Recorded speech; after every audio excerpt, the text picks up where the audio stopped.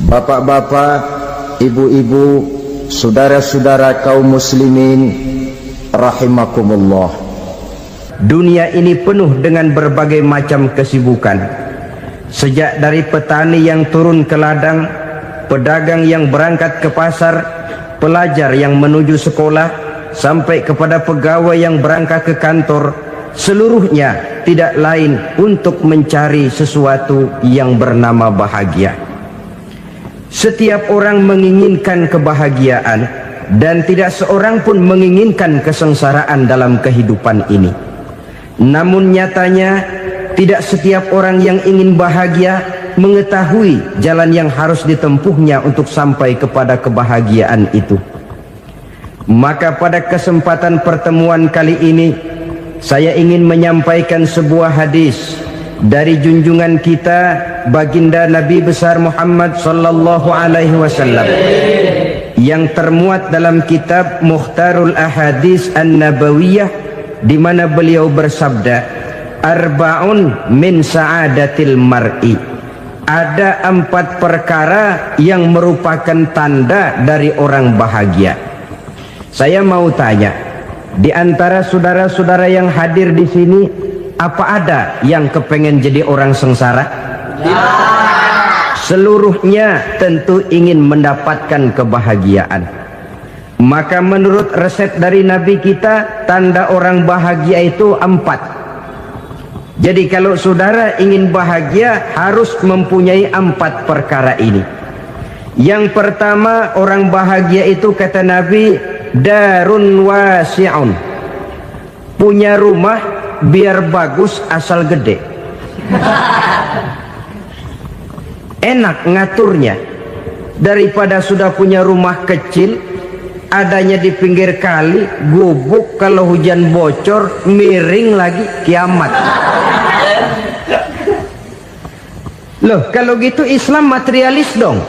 Hadis ini boleh diartikan dengan makna hakiki, arti yang sebenarnya, boleh diartikan dengan makna majazi, arti kiasan. Kalau dia diartikan dengan arti kias, maka yang dimaksud darun wasi'un ay qalbun wasi'un. Rumah yang luas tidak lain daripada hati yang lapang. Karena di situ kunci kebahagiaan yang sebenarnya. Walaupun kita cuma tinggal di petak berukuran 2 kali 3 meter, kalau hati kita luas-luas rasanya rumah itu. Tapi biar rumah kita halamannya saja puluhan ribu hektar, ada kolam renangnya, kamar tidurnya tidak lagi terhitung. Kalau hati yang menempati rumah itu sempit, maka akan terasa sempit jugalah rumah itu. Tempat bergantungnya tidak lain adalah hati. Marilah kita mencoba melihat berbagai pandangan orang tentang bahagia ini. Ada orang menyangka bahwa bahagia itu kalau dia mendapatkan harta yang sebanyak-banyaknya. Siapa yang banyak harta, dialah raja. Apa yang dia mau, seluruhnya bisa dibeli. Keamanannya, dia bisa menyewa petugas. Seluruh fasilitas untuk menyenangkan kehidupannya bisa dibeli. Pendeknya, hartalah segala-galanya dalam kehidupan. Sampai ada pepatah mengatakan, innad darahima fil amakini kulliha taksur rijala mahabatan wa jalala. Sesungguhnya harta, dinar, dirham, uang di mana-mana selalu bikin hebat orang yang memilikinya. Coba lihat, orang yang punya duit sama yang enggak punya duit, jangan gaya hidupnya, gaya jalannya aja lain.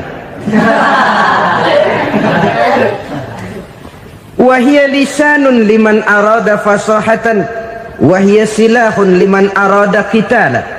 Uang adalah senjata yang paling ampuh bagi orang yang mau pergi perang, dan lidah yang paling fasih bagi orang yang mau bicara. Kalau bicara dengan lidah macet, cobalah bicara dengan harta, lancar. Sampai ada pepatah demikian, segalanya bisa diatur dengan harta. Maka di kalangan orang yang berpandangan semacam itu, seluruh kegiatan hidupnya hanya terfokus kepada bagaimana mengumpulkan harta yang sebanyak-banyaknya.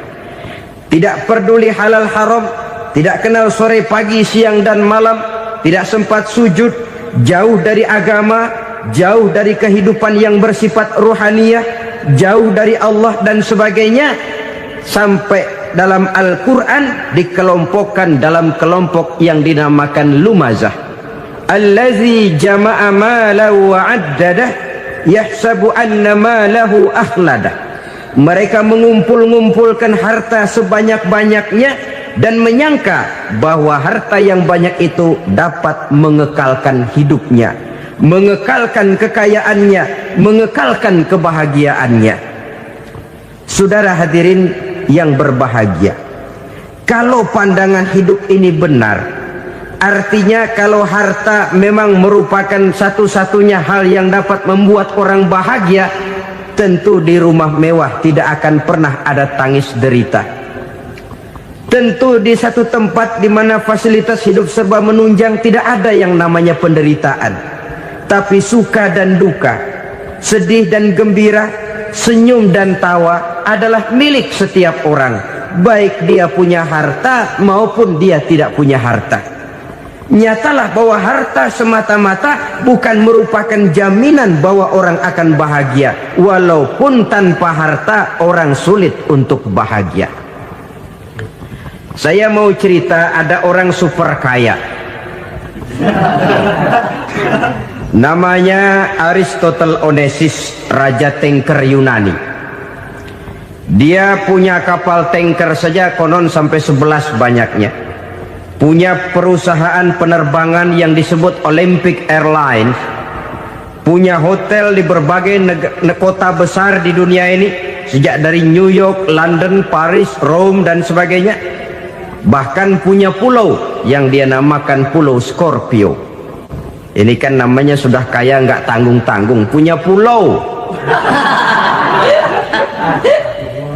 Nah, dia punya 2 orang anak, yang satu laki-laki namanya Alexander, yang satu perempuan namanya Maria Onassis.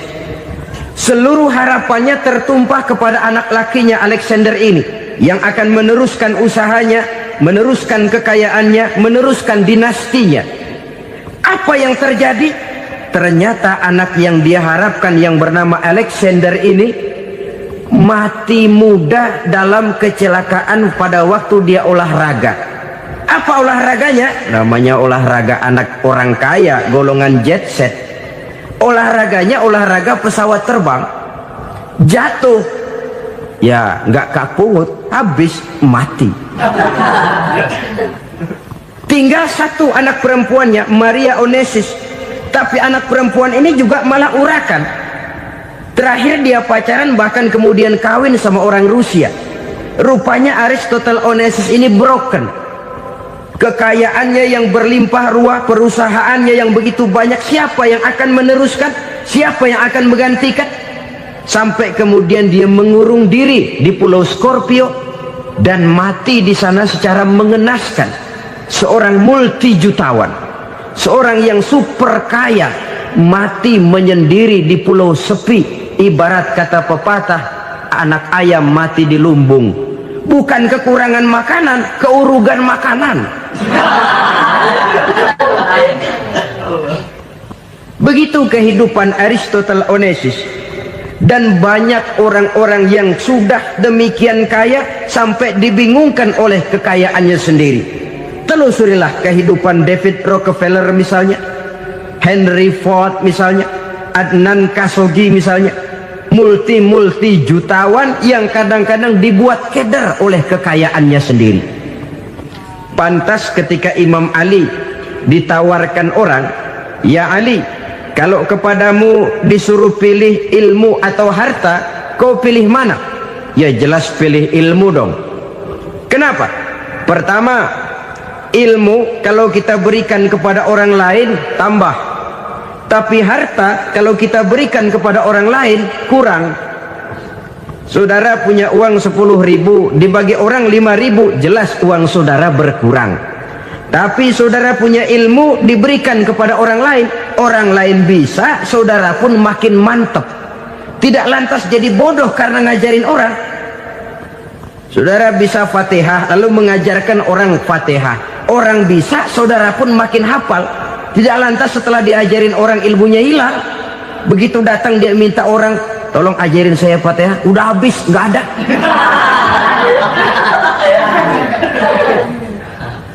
Yang kedua kata Imam Ali, ilmu menjaga kita.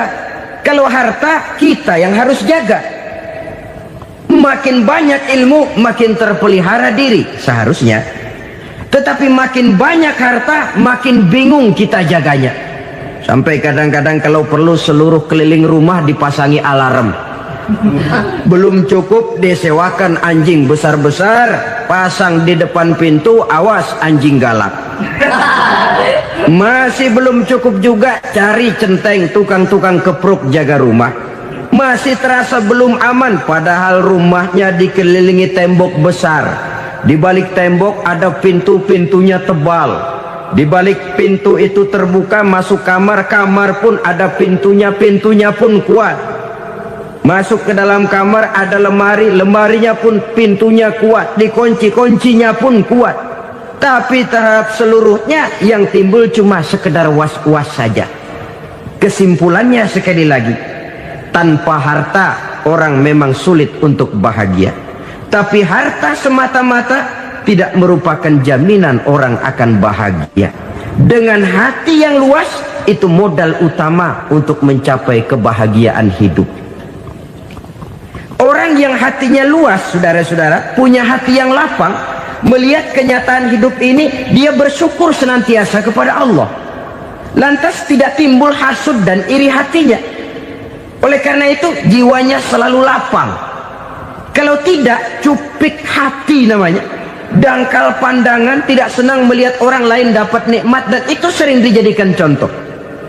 Kalau orang yang lapang dada, dia lihat tetangganya beli TV baru, dia berkata, alhamdulillah ya, tetangga kita beli TV, mudah-mudahan kita bisa ikut nonton. Lapang dadanya. Tapi orang yang sempit hati, lihat tetangga beli televisi, meriang. Enggak diapa-apain, meriang. Besoknya dengar tetangga beli motor, makin sakit, ke rumah sakit. Lalu di rumah sakit dengar tetangganya beli mobil, mati. Disiksa oleh perasaannya sendiri. Orang kalau hati sudah sempit dalam hidup, kemanapun dia pergi, sempit rasanya medan kehidupannya. Kemudian kita melihat juga ada orang yang menilai bahwa bahagia itu katanya kalau punya kedudukan yang tinggi, pangkat yang agung, wibawa yang besar. Mungkin betul, tapi mungkin juga tidak. Bergantung kepada hati orang yang punya pangkat itu. Sama dengan harta tadi. Harta akan membawa bahagia kalau dia jatuh ke tangan orang yang berhati lapang. Tapi harta akan jadi bencana kalau jatuh ke tangan hati orang yang sempit. Pangkat akan membawa bahaya kalau jatuh di tangan hati orang yang sempit. Lebih dari itu, kenyataan mengajarkan kepada kita bahwa ternyata pangkat dan jabatan tidak selamanya memberikan kebahagiaan dalam kehidupan. Bahkan resikonya kelewat besar. Beberapa bukti kita bisa ambil dari para pemimpin dunia yang menjadi korban lantaran pangkat dan jabatan yang disandangnya. Saudara ingat Presiden Abraham Lincoln dan John Kennedy dari Amerika? Dibunuh orang. Park Chung-hee dari Korea Selatan, Ziaur Rahman dari Bangladesh, Anwar Sadat dari Mesir, terakhir Indira Gandhi dari India, menjadi korban dari pangkat dan jabatan yang disandangnya dari orang-orang yang tidak senang dia memegang jabatan itu. Dia akan mudah mengundang bencana. Sehingga pantas kalau seorang presiden terkemuka Amerika, Harry Truman namanya, dia mengatakan jabatan presiden itu, kata dia, seperti orang nunggang macan, naik macan. Harus kita taiki, kalau enggak dia bakal nerekam kita, ngeri katanya. Adapun orang yang hatinya lapang, Kalau dia menerima pangkat dan jabatan, dianggapnya itu satu kesempatan untuk berbuat baik. Tapi orang yang berhati sempit, menerima pangkat dan jabatan, bukan kadang-kadang menerima, malah berusaha setengah mati mencapai dengan segala cara. Kalau perlu jilat atas, jilat atas. Jadi golongan sumuhun dawu. Jadi kelompok kulon nuwun, yes sir, yang kerjanya cuma oke bos. Kalau perlu jilat atas, jilat atas. Kalau perlu injak yang bawah, injak yang bawah. Perlu sikut kiri kanan, sikut kiri kanan. Yang penting pangkat dapat, jabatan dapat.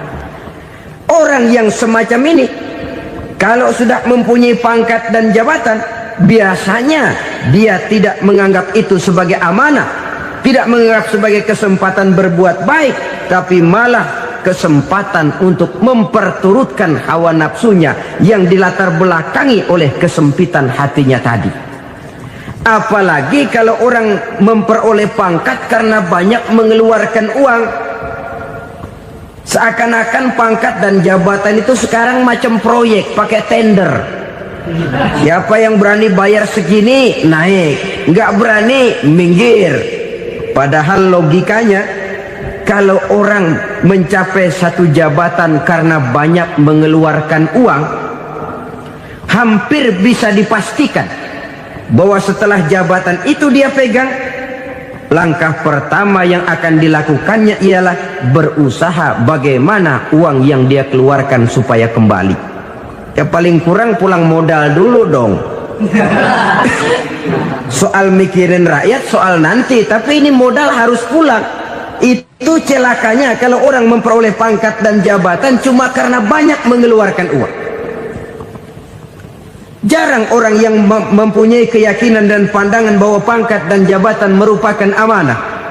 Jadi sekali lagi, pangkat dan jabatan mungkin saja membawa kebahagiaan kalau jatuh ke tangan orang yang berhati lapang, tapi bisa jadi bencana kalau dia jatuh ke tangan orang yang mempunyai hati yang sempit. Dan lagi-lagi stresnya hati yang lapang. Lalu sebagian orang, saudara, ada yang berpandangan katanya bahagia itu kalau jadi orang terkenal, mempunyai popularitas, menjadi idola di kalangan remaja, di kalangan orang tua, di segala lapisan masyarakat. Padahal makin populer orang, makin terikat dia. Ya kalau macam kita ini kan nggak punya nama, nggak populer, tengah malam buta mau nongkrong di warung Tegal aman. Tapi pangkat, jabatan, kedudukan, popularitas menyebabkan kita diikat dengan berbagai macam peraturan.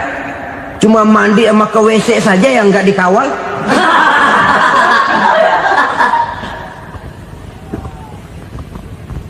Benarkah popularitas, ketenaran membawa kebahagiaan? Mungkin, ya, tapi mungkin juga tidak. Kenapa? Banyak orang-orang populer yang mengakhiri hidupnya secara tragis. Kita ambil beberapa nama. Di Amerika tahun 60-an ada bintang seksi paling terkenal yang dijuluki seks bom. Bom seks. Sampai sekarang jadi legenda, namanya Marilyn Monroe. Singkatan doublenya itu inisialnya MM, Marilyn Monroe. Terkenal top sampai dia mati tahun 62, namanya sekarang masih saja dibicarakan orang. Kenapa dia bunuh diri? Tidak punya hartakah dia? Banyak. Kurang populerkah dia? Seluruh dunia mengenalnya. Sejak rakyat kecil sampai pejabat tinggi dia punya hubungan. Kenapa? Jenuh. Dia terlahir dalam keadaan yatim. Setelah itu tidak lama dia berangkat remaja, ibunya meninggal, pindah dari wanita asuh ke wanita asuh sampai 12 orang ibu angkatnya. Dan kekecewaan yang paling parah, setiap laki-laki yang dekat dengannya hanya seperti kapal berlabuh. datang dan pergi silih berganti, padahal dia merindukan seseorang yang bisa melindungi hidupnya. Dia rindukan itu dan dia tidak pernah menemukan. Itu yang akhirnya menyebabkan dia minum pil tidur kelewat dosis, minum obat tidur kebanyakan, ya tidur terus sampai sekarang.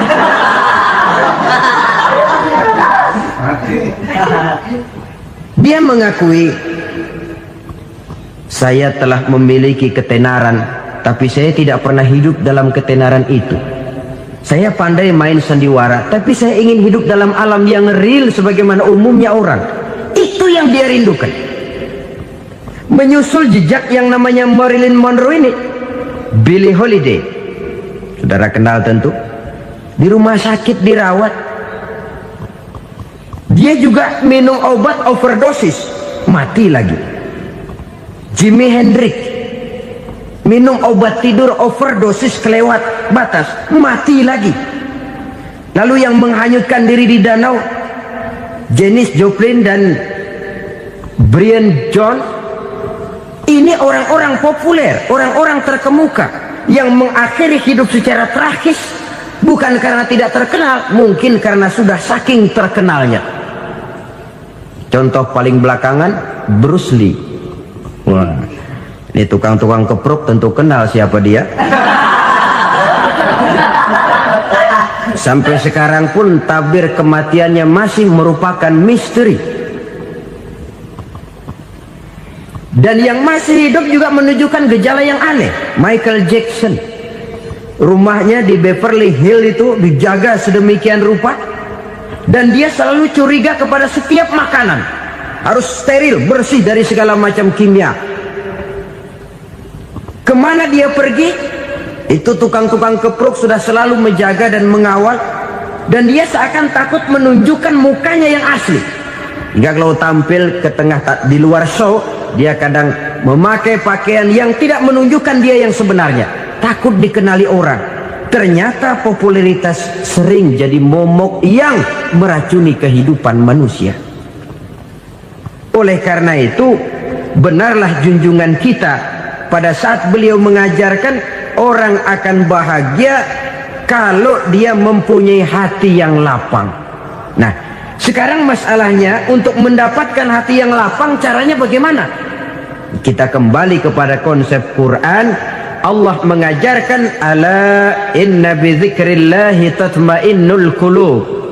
Ketahuilah bahwa dengan banyak mengingat Allah, hati akan tenang, jiwa akan lapang. Dengan kata lain, dekat dengan agama, merasakan kehadiran Allah dekat dalam hidup. Itu muara pertama untuk mencapai hati yang lapang. Ala inna bizikrillahi tatmainnul qulub. Jangan macam orang sekarang ingin mendapatkan ketenangan lalu tapak di puncak gunung, di gua-gua, di tempat sepi. Iyalah kalau nggak ada ular. Kalau tergigit ular berbisa, ketenangan belum, mati jelas itu. Islam positif untuk mendapatkan ketenangan. Ala inna bizikrillahi tatmainnul qulubi. Bahwa ketahuilah bahwa dengan banyak mengingat Allah, hati akan tenang, jiwa akan lapang, nuansa pikiran akan luas. Karena yang namanya bahagia ada dimanapun manusia berada. Di kampung ada bahagia, di kota ada bahagia, di ngarai, di lembah, di gunung, di hutan, di lautan, di angkasa luar, dimanapun bahagia itu ada kalau kita bermodalkan hati yang lapang ini. Dan hati akan lapang kalau kita dekat dengan agama. Dekat dengan harta buat sementara hati mungkin tenang, tapi ketenangan yang relatif dan temporer. Apalagi orang tiap kali tambah harta, tiap kali tambah rencana. Itu wajar. Mungkin sebelumnya saudara berpikir, kalau punya duit 5.000 enak nih. Begitu punya duit 5.000, aduh sayang kalau 10.000 aja.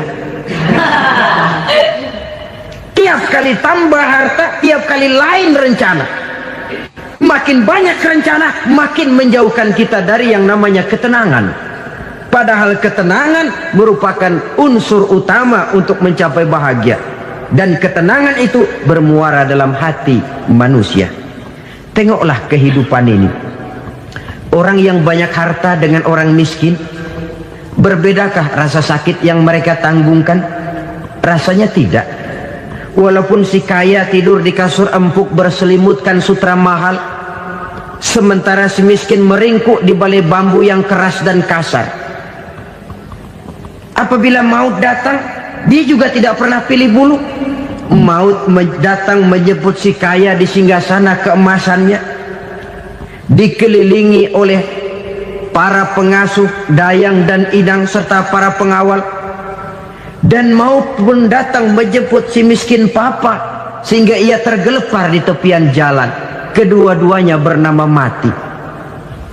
Kalau nyata bahwa sakit yang ditanggung si kaya tidak beda dengan sakit yang ditanggung si miskin, bukan harta semata yang membuat orang bahagia.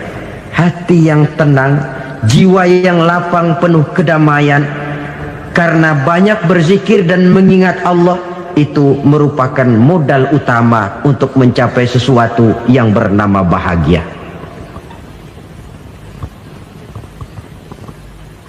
Saudara hadirin yang saya hormati, inilah yang pertama dari 4 ciri yang digambarkan oleh Nabi tentang tanda-tanda orang bahagia. Dan harus berangkat dari yang pertama ini, hati yang lapang. Ini yang harus kita miliki lebih dahulu, baru nanti akan menyusul kepada poin yang ketiga, kedua dan selanjutnya. Sebab kalau hati sudah terisi dengan jiwa yang lapang, seluruh persoalan insya Allah akan bisa kita atasi dengan sebagaimana mestinya. Yang kedua sekarang, tanda orang bahagia menurut baginda Nabi, markabun syariah. Orang bahagia itu, kata beliau, punya kendaraan biar cepat asal lancar. Artinya kemana dia mau pergi mudah. Apa maksud hadis ini? Kalau kita kaji lebih dalam, kendaraan itu kan alat transportasi. Transportasi tidak lain adalah usaha memudahkan komunikasi. Pindah dari situ kepada teori bahwa manusia adalah zon political, makhluk bermasyarakat yang tidak bisa memenuhi kebutuhan hidupnya secara sendirian. Kita memerlukan keberadaan orang lain dalam kehidupan ini.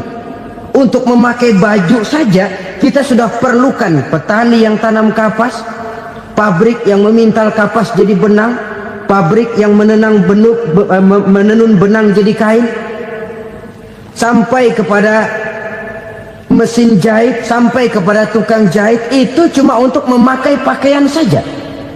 Tidak seorang pun di antara kita yang sanggup memenuhi kebutuhan hidupnya secara sendiri. Kita perlu orang lain.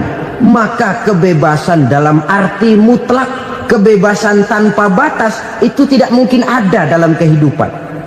Karena kita mengadakan yang disebut interaksi sosial. Setiap kegiatan kita tentu melibatkan orang lain. Menurut kita barangkali kita bebas jalan di jalan raya semaunya, tapi orang lain berkendaraan pun merasa bahwa ini ada juga jalan haknya, dan begitu selanjutnya. Oleh karena itu, maksud dari kendaraan yang cepat ini adalah khulata'uhu ma'as solihin. Lingkungan pergaulannya terdiri dari orang-orang soleh. Pergaulannya luas. Kemana dia pergi ada temannya. Kesulitannya ada tempat dia cerita. Dan kesulitan kalau sudah diceritakan kepada orang lain, taruh kata orang itu tidak bisa menolong, namun menceritakannya kepada orang yang kita percayai, kan paling kurang sudah mengurangi beban jiwa, mengurangi tanggungan batin, merasa masih ada tempat kita cerita. Maka lebih baik orang awam yang mau bergaul ketimbang orang setengah alim tapi ngunci pintu. Sebab nantinya akan timbul sikap picik, cupik pandangan, dan tidak luas menghadapi kenyataan dalam kehidupan ini. Namun yang harus kita garis bawahi, pergaulan memang mesti luas. Namun jangan sekali-kali lupa bahwa pergaulan sangat besar pengaruhnya dalam ikut membentuk kepribadian manusia. Sehari-hari bisa kita bilang, Kalau kita dekat sama tukang minyak wangi, sekalipun nggak dibagi minyaknya, baunya tentu dapat. Betul? Tapi dekat sama tukang elas, walaupun nggak kena apinya, asapnya mesti kena. Kalau Syauqi mengatakan lebih jelas lagi, man asyaral asyrafa asya musyarrafan wa muasyiral anzali ghairu musyarrafin. Awalam taral jildal hakira muqabbalan bisagri lamma sara jildal mushaf. Siapa yang bergaul dengan orang mulia, dia bakal ikut menjadi mulia. Tapi siapa yang berteman dengan orang hina, dia tidak bakal ikut menjadi mulia. Tidakkah kau lihat, kata Syauqi, kulit kambing yang hina pun dicium orang ketika menjadi kantong Quran. Kulit kambing hina, kalau dia sendirian gak ada yang mau cium. Tapi begitu dia bergaul dengan Quran, menjadi kantong Quran, dipakein minyak wangi, ditaruh di tempat yang tinggi, mau diambil dicium dulu, dibawa dengan penuh hormat dan hati-hati. Kulit kambing yang hina lantaran berteman dengan Quran, numpang mujur. Tapi coba lihat kalau kulit kambing berteman dengan kayu, jadi beduk, habis. Zohor dikemplang, asar dipukul. Itu pun sedikit saja, cuma salah milih teman. Yang temannya Quran dihormati orang, yang temannya kayu lantaran jadi beduk, gelap-gelap subuh orang udah kemplangin.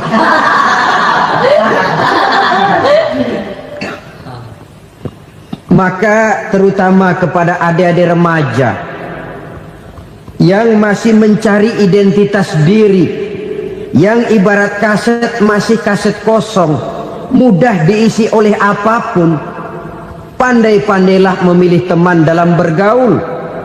Karena banyak orang yang tadinya baik-baik, ketika terseret dalam pergaulan dengan orang yang tidak baik, kebaikannya menjadi lentur dan luntur.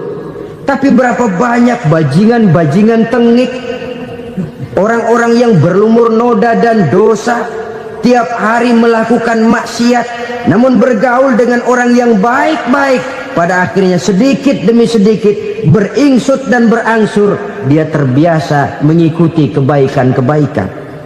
Saya tekankan ini kepada remaja karena mereka masih mencari identitas diri. Apa yang mereka lihat mereka mau, apa yang mereka dengar mereka ingin tahu. Coba lihat kehidupan remaja. Pulang nonton film Rambo, pengen jadi Rambo, gagah, maunya belekai melulu. Pulang nonton film Superman, pengen bisa terbang. Pulang nonton India, nyanyi melulu.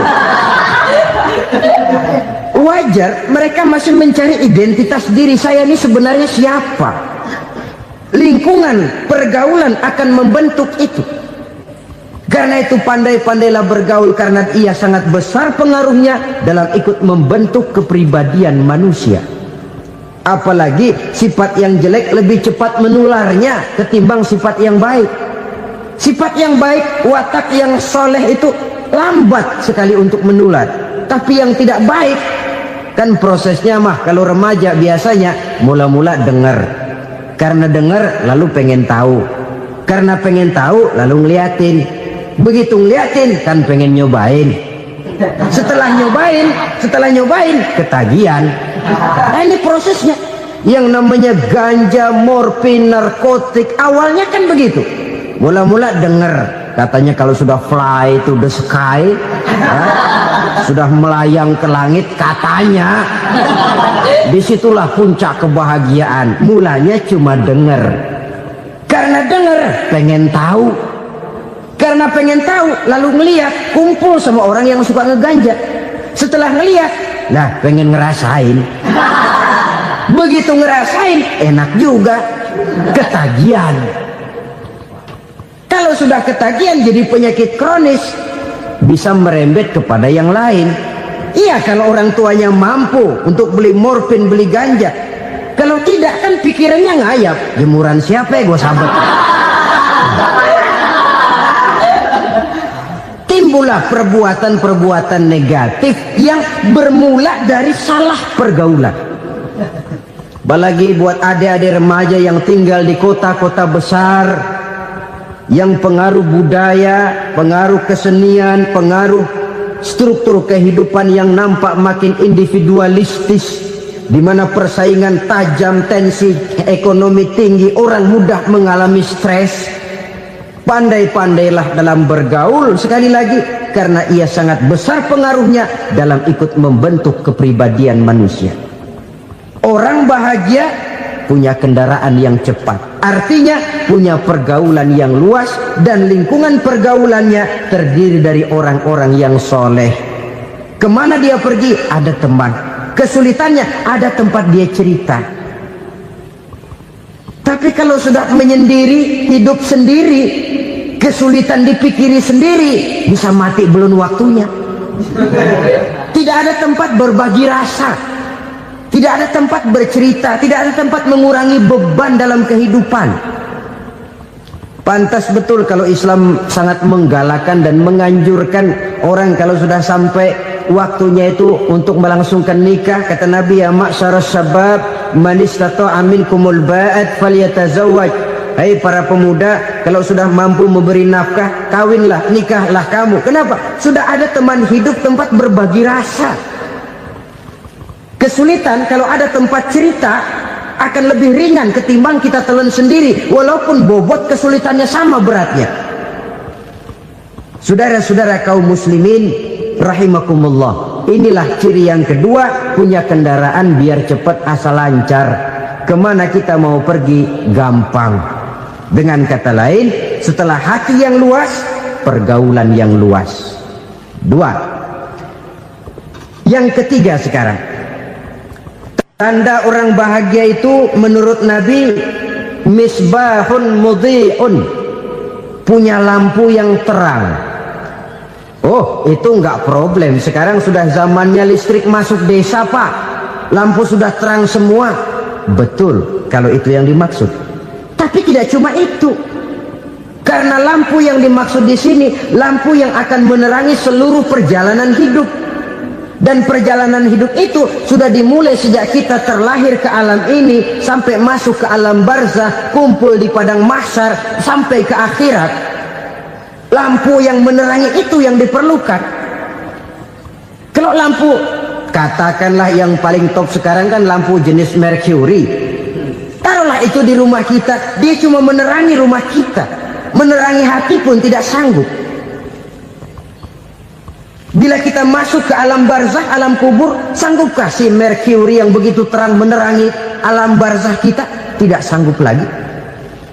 Sanggupkah lampu yang ratusan watt, bahkan puluhan ribu watt menerangi kehidupan di padang mahsyar? Tidak akan sanggup lagi.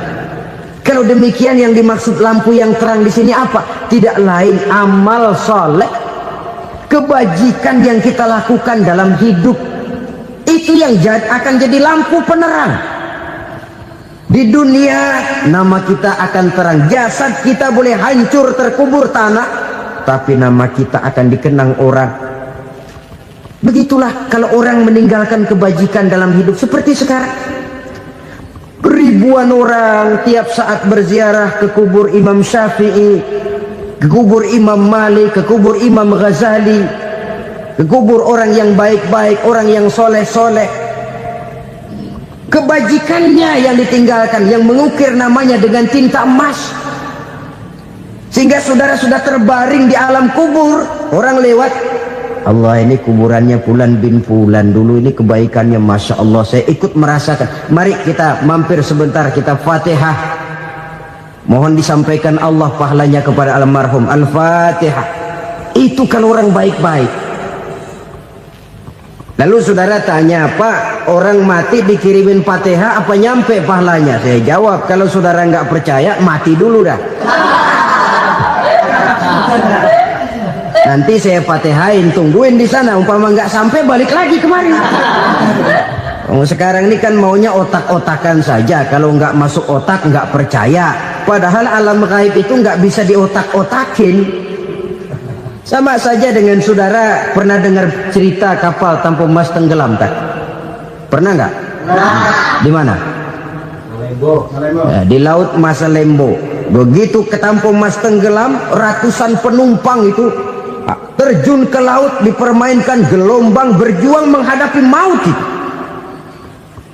Orang lagi timbul tenggelam di lautan, dihantam ombak, kita tengokin pakai helikopter. Pak, lagi timbul tenggelam ya? Iya, tolongin. Jangan khawatir Pak, nih saya kirim intan Pak, harganya 10 juta. Kira-kira orang yang timbul tenggelam di laut seneng nggak? Tidak. Kan mahal toh intan 10 juta. Kenapa dia nggak senang? Karena intan 10 juta dalam kondisi seperti itu tidak sanggup menyelamatkan dia. Dia akan girang kalau dikirimin ban mobil bekas, dikirimin papan terentang atau bambu.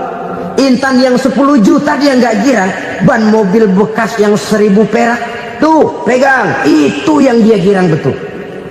Inilah sebabnya Nabi berkata, mal mayyitu fi qabrihi illa kal ghariqil mutaghawis. Orang yang meninggal di alam kuburnya seperti orang timbul tenggelam di lautan. Yantaziru da'watan min ahli, menunggu doa dari keluarganya yang masih hidup. Duh, bapak saya sudah meninggal, saya sayang benar sama dia. Kirimin kulkas ke kuburannya Itu sama saja dengan tadi orang tenggelam di lautan dikirimi intan yang harganya 10 juta, tidak sampai. Begitulah kalau kebajikan yang kita tinggalkan dalam hidup, sudah mati pun kubur kita masih diziarahi orang. Tapi kalau jahat yang kita tinggalkan, boro-boro lah orang mau doa lewat dekat kuburan kita juga serem. Tuh bajingan no, dulu mati dipendem di situ tuh. Jangan lewat situ, ntar kesurupan, jangan. Lewat saja orang ngeri. Konon lagi membacakan Fatihah dan mengirimkan doa. Hidup pada hakikatnya adalah kesempatan untuk berbuat baik. Maka sekali kesempatan itu diberikan, manfaatkan dengan sebaiknya. Sebab kesempatan kedua tidak akan pernah ada. Kesempatan berbuat baik di sini, di akhirat sudah pembalasan namanya. Sekali kesempatan itu dicabut, dia tidak akan pernah dikembalikan lagi. Kata Iqbal, hidup tidak mundur ke belakang, Bung. Berhenti diinjak orang, mundur hancur. Tidak ada kata mundur dalam hidup ini. Berhenti diinjak orang, mundur kecebur. Tidak ada kata lain, harus maju dalam kehidupan dalam artian yang positif. Hidup adalah kesempatan untuk mengumpulkan kebajikan yang sebanyak-banyaknya. Di situ nilai daripada manusia. Sekarang ini memang nggak kelihatan kok, orang yang banyak pahala sama yang banyak dosa nggak kelihatan kok. Barangkali kalau habis bikin dosa palanya pada benjol, mungkin orang takut sama dosa. Tapi sekarang sama saja, orang yang banyak dosa dengan yang nggak banyak dosa jalan bareng dari belakang, sama, nggak kelihatan beda. Tapi ada waktunya di mana pahala memegang peranan, di mana dosa diperlihatkan. Sama saja kalau kita bawa mobil siang, lampu kan nggak begitu berfungsi.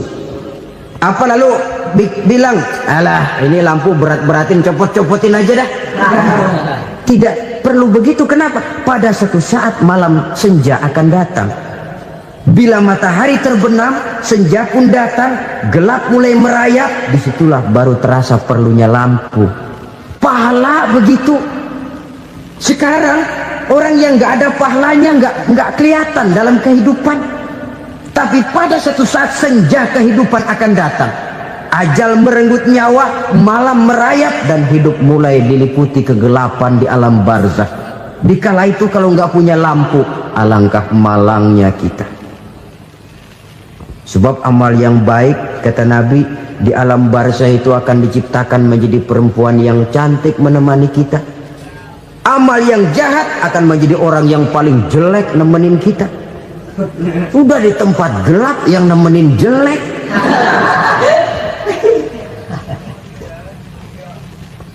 Kaum muslimin rahimakumullah.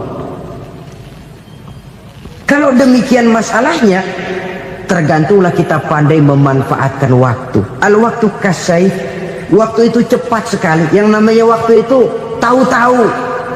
Tahu-tahu udah tahun 87. Tahu-tahu udah begitu. Tahu-tahu yang kemarin anak-anak sekarang udah pada punya anak. Tahu-tahu saja itu. Begitu cepat waktu berlalu. Kalau tidaklah pandai kita memanfaatkannya, akan rugi kita. Nabi bersabda, man kana yaumuhu khairun min amsihi fahuwa rabih. Barang siapa yang hari ini lebih baik daripada hari kemarin, itu orang untung. Hari ini lebih baik daripada kemarin, bulan ini lebih baik dari bulan kemarin, tahun ini lebih baik dari tahun kemarin, itu orang yang beruntung. Tahun kemarin sembahyangnya maghrib doang, sekarang udah tambah isya.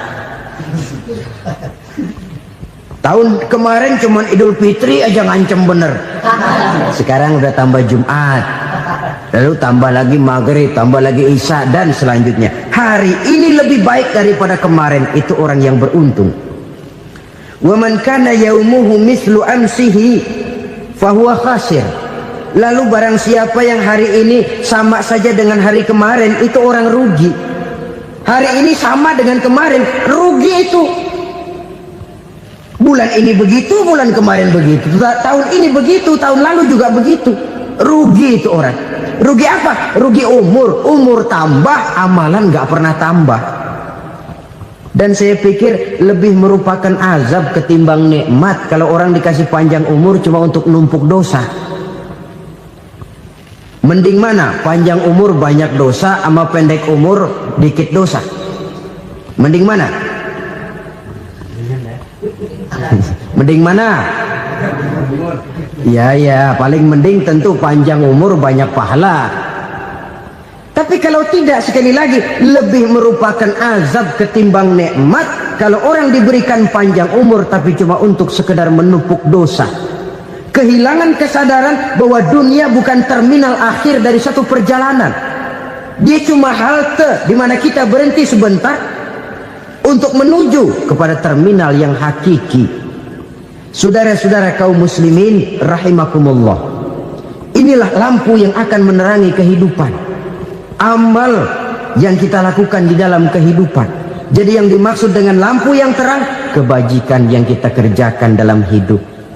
Nah, setiap orang di awal tadi saya bilang ingin bahagia. Bahagia itu kan hakikatnya kumpulan senang dan selamat. Senang, selamat. Apa bedanya? Senang tapi tidak selamat, nggak bahagia. Selamat tapi nggak senang, nggak bahagia orang. Contoh, kalau orang korupsi, duitnya banyak, senang dia, tapi keselamatannya. Ada tentara baris di samping rumahnya udah bingung, padahal tentara latihan. Tentara cuma latihan, dia bingung. Senang, tapi karena keselamatannya tidak terjamin, dia tidak bahagia. Sebaliknya pegawai negeri jujur benar, cuma segaji-gajinya, selamat nggak korupsi, tapi melarat, ya nggak bahagia juga, kurang senang. Kesenangan dan keselamatan untuk dunia saja, ya sekali lagi, kalau cuma sekedar untuk dunia saja, bisa dibeli pakai uang. Bisa dibeli pakai uang. Saudara ingin selamat, bisa dibeli pakai uang. Saudara ingin senang, bisa dibeli dengan uang. Tapi setelah mati, masuk ke alam barzah, habis kekuasaan uang. Nggak bisa lagi beli keselamatan pakai uang. Tidak mungkin lagi membeli kesenangan dengan uang. Di situ pahala yang megang peranan. Makin banyak pahala, makin banyak saham untuk membeli kesenangan dan keselamatan, untuk memperoleh yang namanya bahagia. Dan jangan lupa loh, di alam barzah kita nggak sebentar, menunggu datangnya kiamat. Loh iya, kalau kita begitu dikuburin terus kiamat datang, untung. Tapi kalau masih harus 1000, 2000, puluhan ribu tahun yang akan datang, dalam satu penantian yang begitu lama, tanpa saham untuk memperoleh kebahagiaan, satu kemalangan yang tidak ada pernah putus-putusnya. Janganlah tergelincir oleh kebahagiaan sebentar yang menipu dengan mengorbankan kebahagiaan hakiki yang berjangka panjang.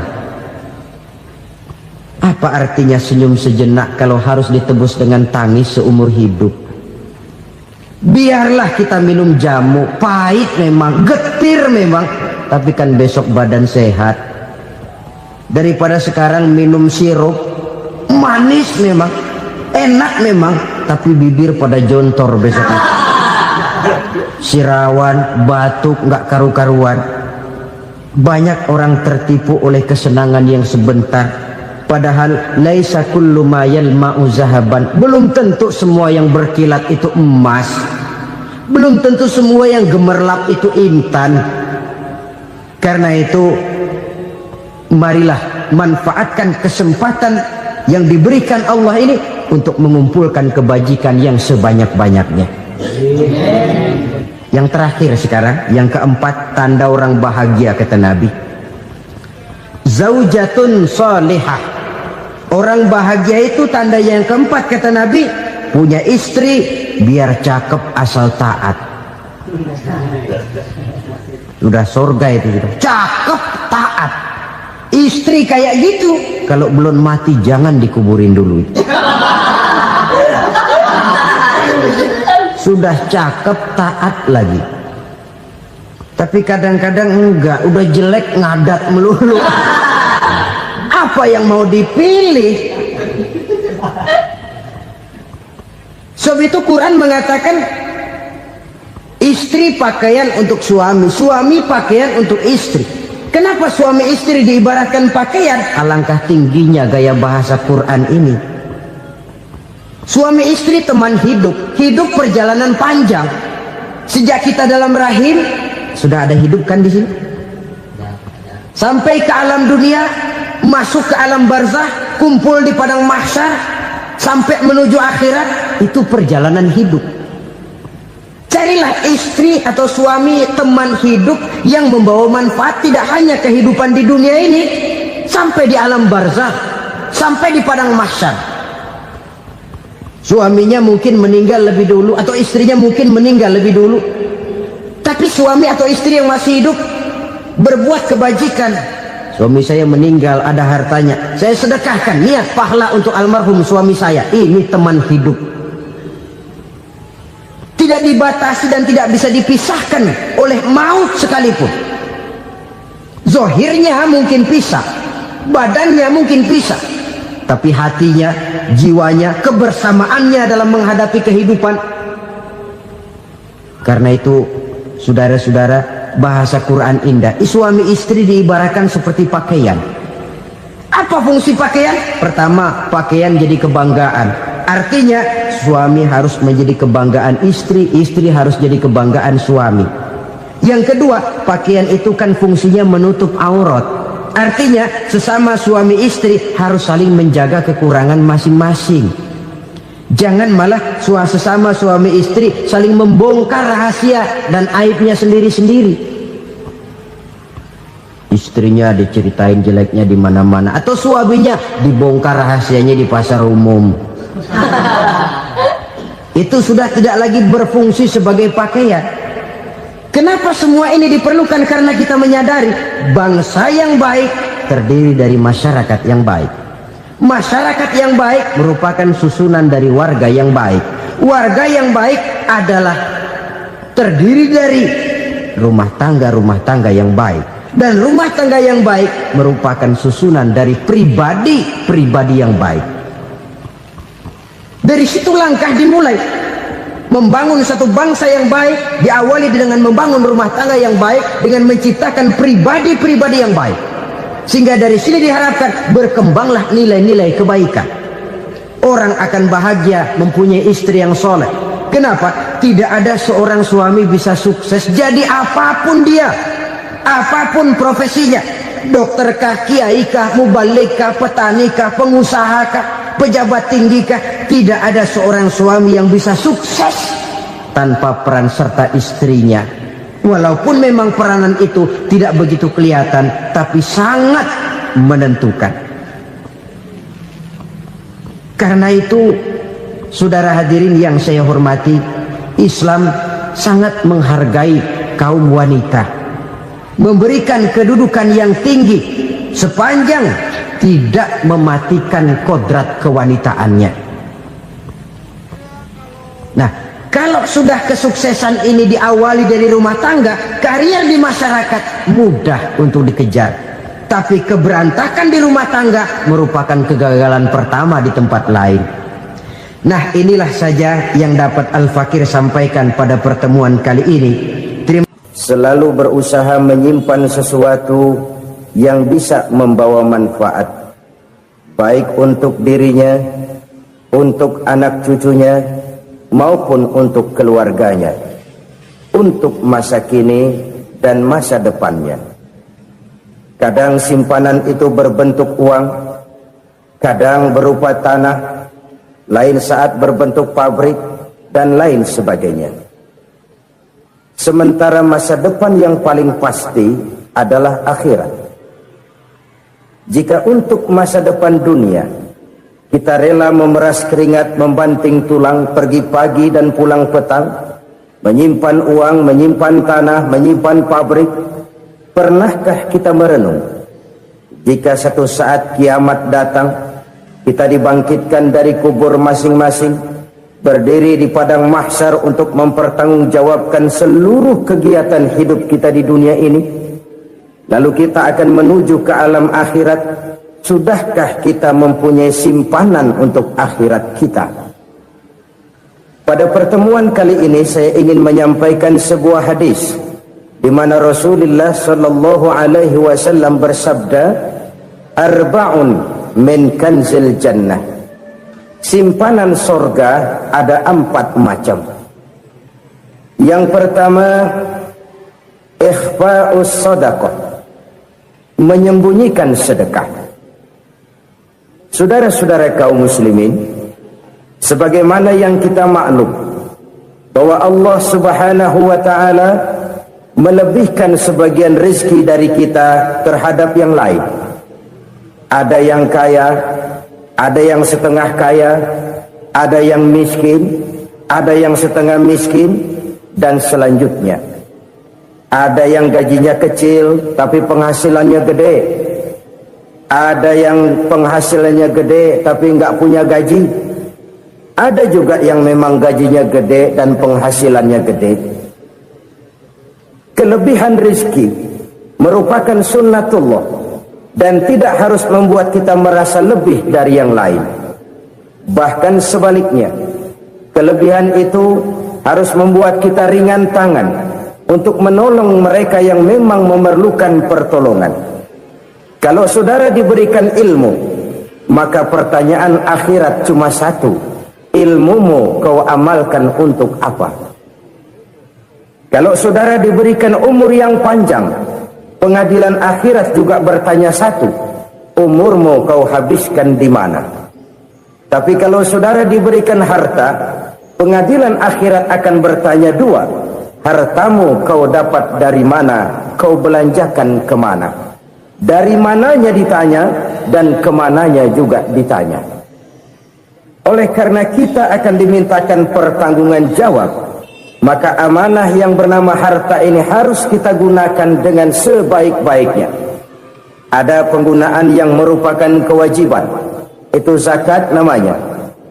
Ada penggunaan yang sewaktu-waktu, itu infak namanya. Ada yang lebih sewaktu-waktu lagi, dan itu sedekah namanya. Zakat dia terikat oleh haul dan nisab, oleh putaran batas waktu dan ukuran dari harta itu sendiri. Sedangkan infak terikat oleh situasi dan kondisi perekonomian seseorang. Sedangkan sedekah tidak terikat dengan apapun. Dalam kondisi seperti apapun kita bisa melakukan sedekah dengan yang terkecil sekalipun. Sampai-sampai Rasulullah sallallahu alaihi wasallam mengajarkan, la tahkiranna minal ma'rufi syai'an walau an talqa akhaka biwajhin talik. Atau ada hadis, tabassumuka fi wajhi akhika laka shadaqah. Senyumanmu kepada temanmu adalah sedekah.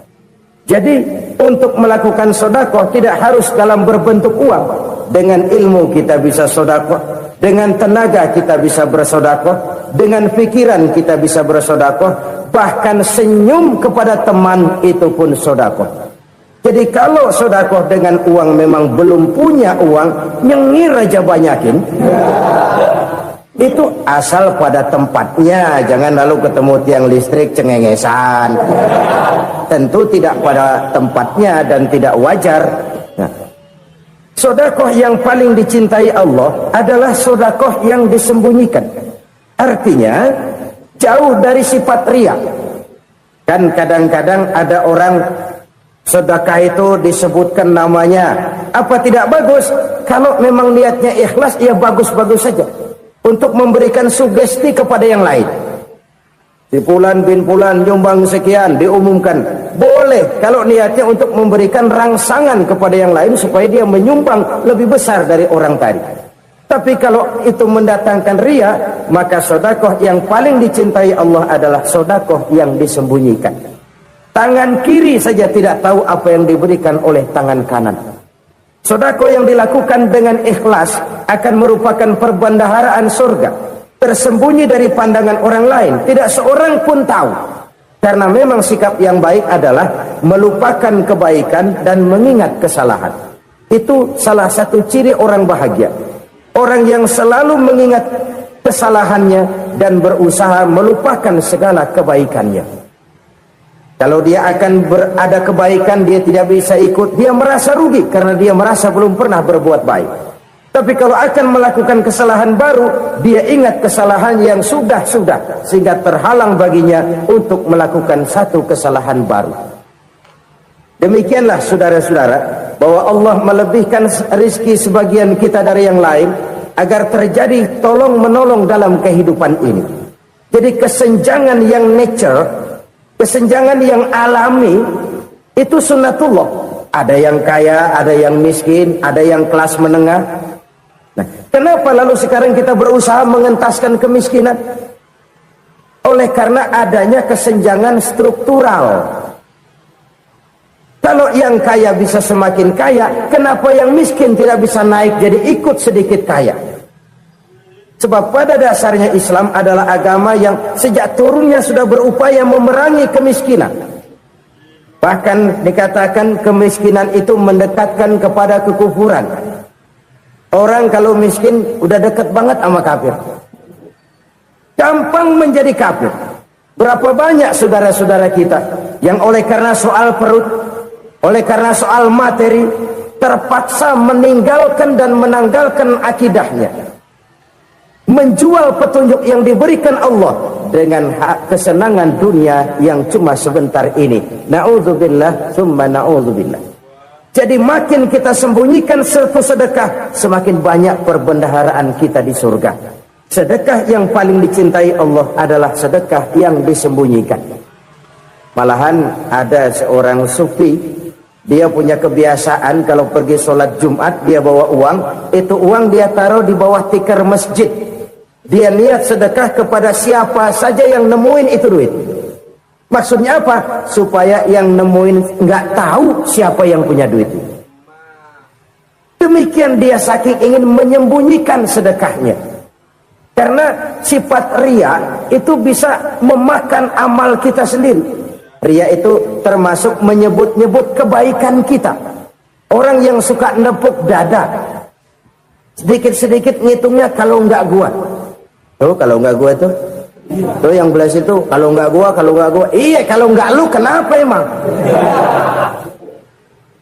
Orang yang suka menepuk jasa, tuh biasanya memang begitu saudara-saudara. Kalau perang lagi berkecamuk, orang nggak sempat ngaku jadi pahlawan. Tapi begitu perang selesai, yang kagak kenal bedil ngaku pahlawan, mas.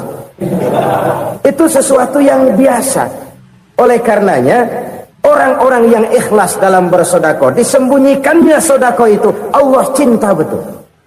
Malahan ada hadis memberikan jaminan, inna sedaqatal mar'il muslimi tazidu fil umri wa tadfa'u mitatas su'i. Sesungguhnya sedekahnya seorang mukmin tazidu fil umri, bisa menambah umur panjang, wa tadfa'u mitatas su'i, dan menyelamatkan manusia dari mati secara su'ul khatimah. Jadi siapa yang kepengen panjang umur, banyaklah sedekah. Yang bosan hidup, pelit terus. Sedekah menambah panjang umur dan menyelamatkan manusia dari mati secara su'ul khatimah. Pak, katanya umur itu nggak bisa ditambah, nggak bisa dikurangin. Kapan? Kalau ajal sudah datang. Fa idza jaa ajaluhum la yastakhiruna sa'atan wa la yastaqdimun. Kalau ajal datang tidak bisa dimajukan, tidak bisa dimundurkan. Itu kalau ajal sudah datang. Tidak bisa lagi umur ditambah dikurangi, sudah datang. Tapi kalau belum datang, itu kan haknya Allah. Mau ditambah, mau dikurangi, hak prerogatif Allah. Sebagai pencipta manusia, Allah maha kuasa dan maha mampu. Sedekah ini menambah panjang umur dan menyelamatkan manusia dari mati secara su'ul khatimah. Itu orang mati kan sama ya, kondisinya mati, nggak nafas. Tapi hakikat mati kan lain-lain. Ada yang mati itu husnul khatimah, baik akhirnya. Misalnya lagi ngaji mati, lagi sholat mati, lagi sedekah mati. Ini yang dinamakan dengan husnul khatimah, baik di akhirnya. Sebaliknya ada yang su'ul khatimah, jelek di akhirnya. Ini yang jadi catatan akhir. Lagi nyekek botol, mampus. Lagi banting kartu, modar. Su'ul khatimah, jelek pada akhirnya. Sedekah menyelamatkan manusia dari mati secara su'ul khatimah. Dan kita semua kepengen mendapat husnul khatimah, jauh dari su'ul khatimah. Oleh sebab itu yang bisa menyelamatkan kita dari penyakit itu antara lain adalah sedekah yang disembunyikan, yang dikerjakan dengan ikhlas karena Allah. Tidak karena kepengen dipuji orang, tidak karena ingin dikatakan orang pemurah, sebab orang dermawan itu orang yang memberi tanpa harus diminta. Kalau masih harus diminta, ya belum dermawan namanya, masih harus diminta. Kalau nggak diminta ya tulus, lolos, polos. Saudara-saudara kaum muslimin rahimakumullah, harta adalah amanat dan akan kita pertanggungjawabkan. Allah melebihkan rezeki sebagian kita dari yang lain agar kita saling tolong menolong, bantu membantu. Nabi janjikan, siapa yang meringankan beban saudaranya muslim di dunia, Allah akan meringankan bebannya di akhirat nanti. Sebuah jaminan dari baginda Nabi. Si orang yang kita bantu barangkali tidak bisa membalas, Allah yang akan membalas lewat jalan lain yang tidak pernah kita sangka-sangka. Ada orang tanya, Pak, ini ada orang nyumbang masjid sambil marah-marah, bagaimana? Saya bilang sumbangannya aja ambil, marahnya jangan. Marahnya jangan diambil, itu urusan dia. Saudara-saudara kaum muslimin rahimakumullah, umat Islam ini kan umat yang punya potensi besar. Kadang kita merenung, kenapa kadang-kadang pembangunan masjid kok lambat sekali? Kalau hotel hari ini peletakan pertama, bulan depan peresmian. Supermarket hari ini peletakan batu pertama, minggu depan peresmian.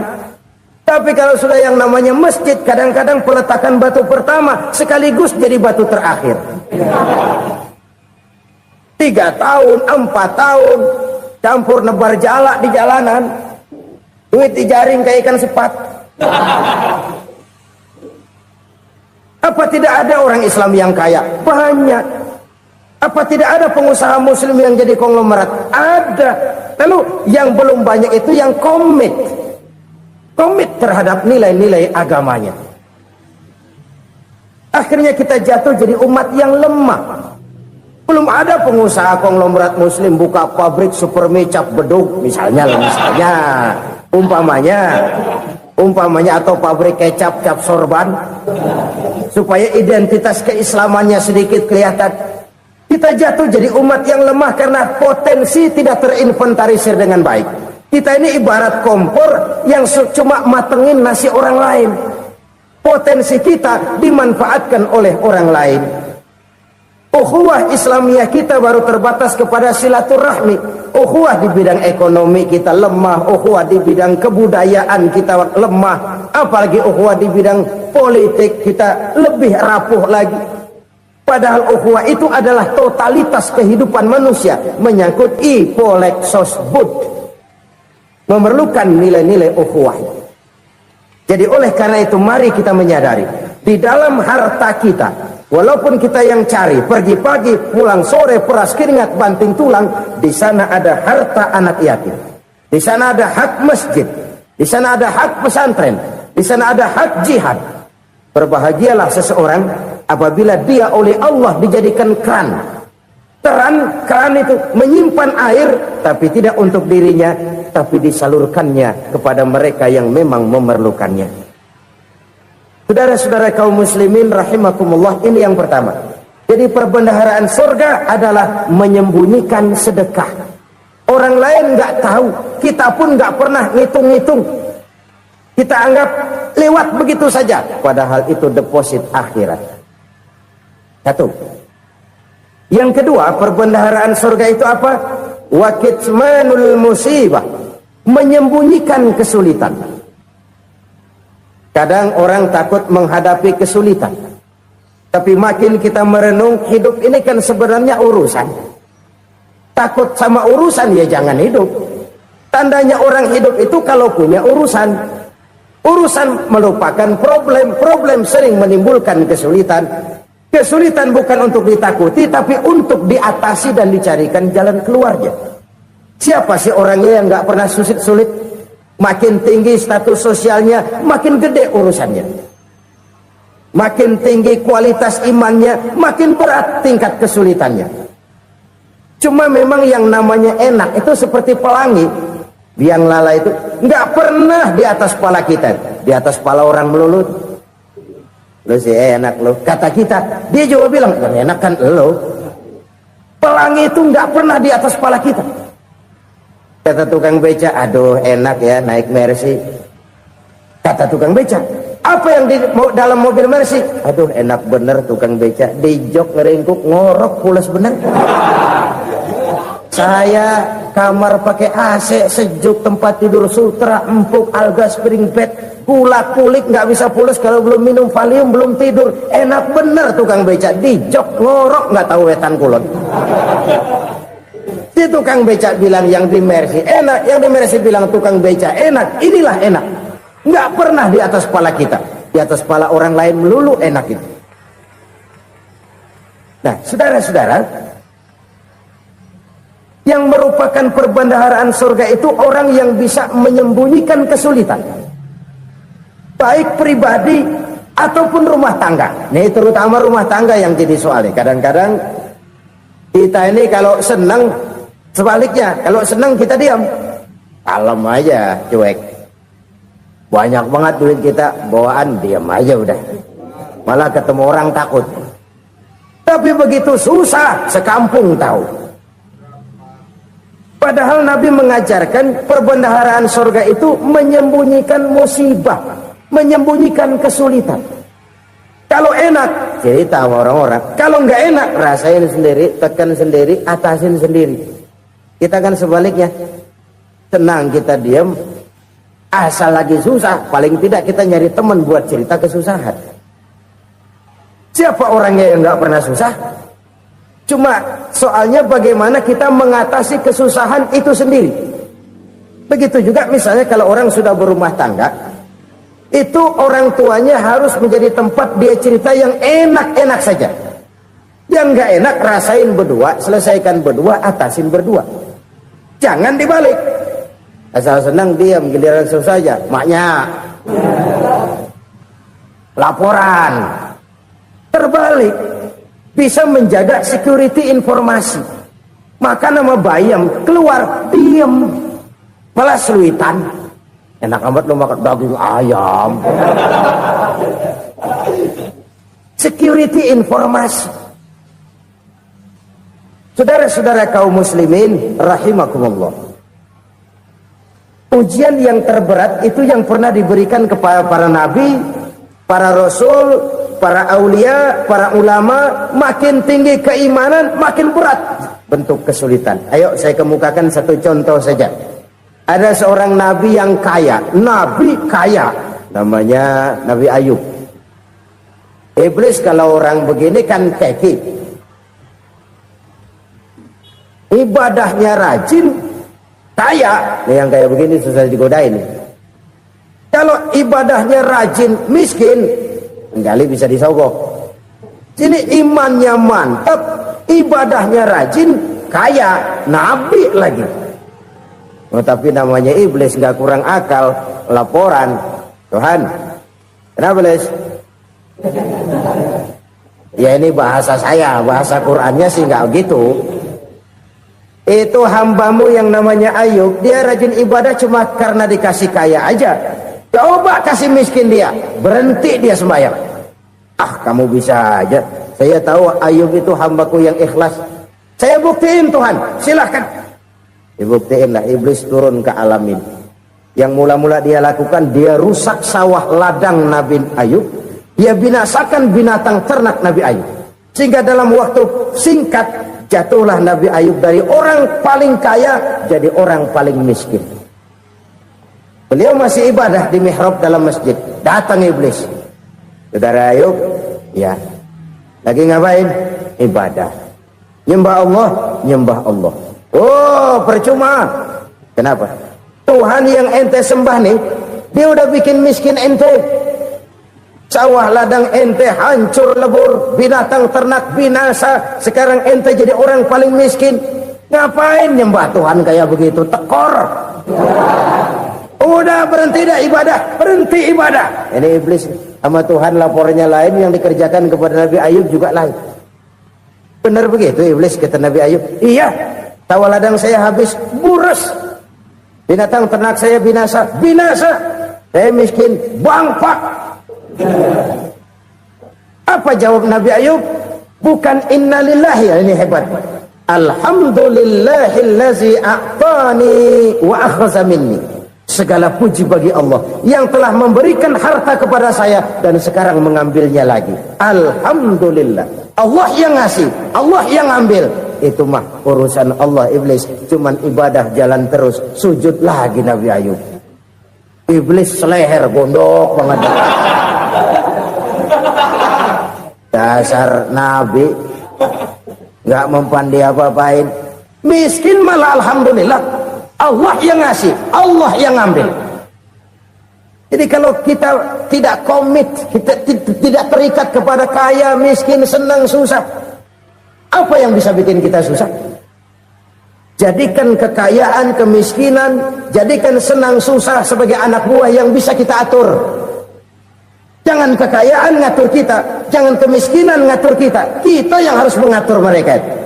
Senang, susah, kaya, miskin, bahagia, sengsara, jadikan itu anak buah yang bisa kita atur.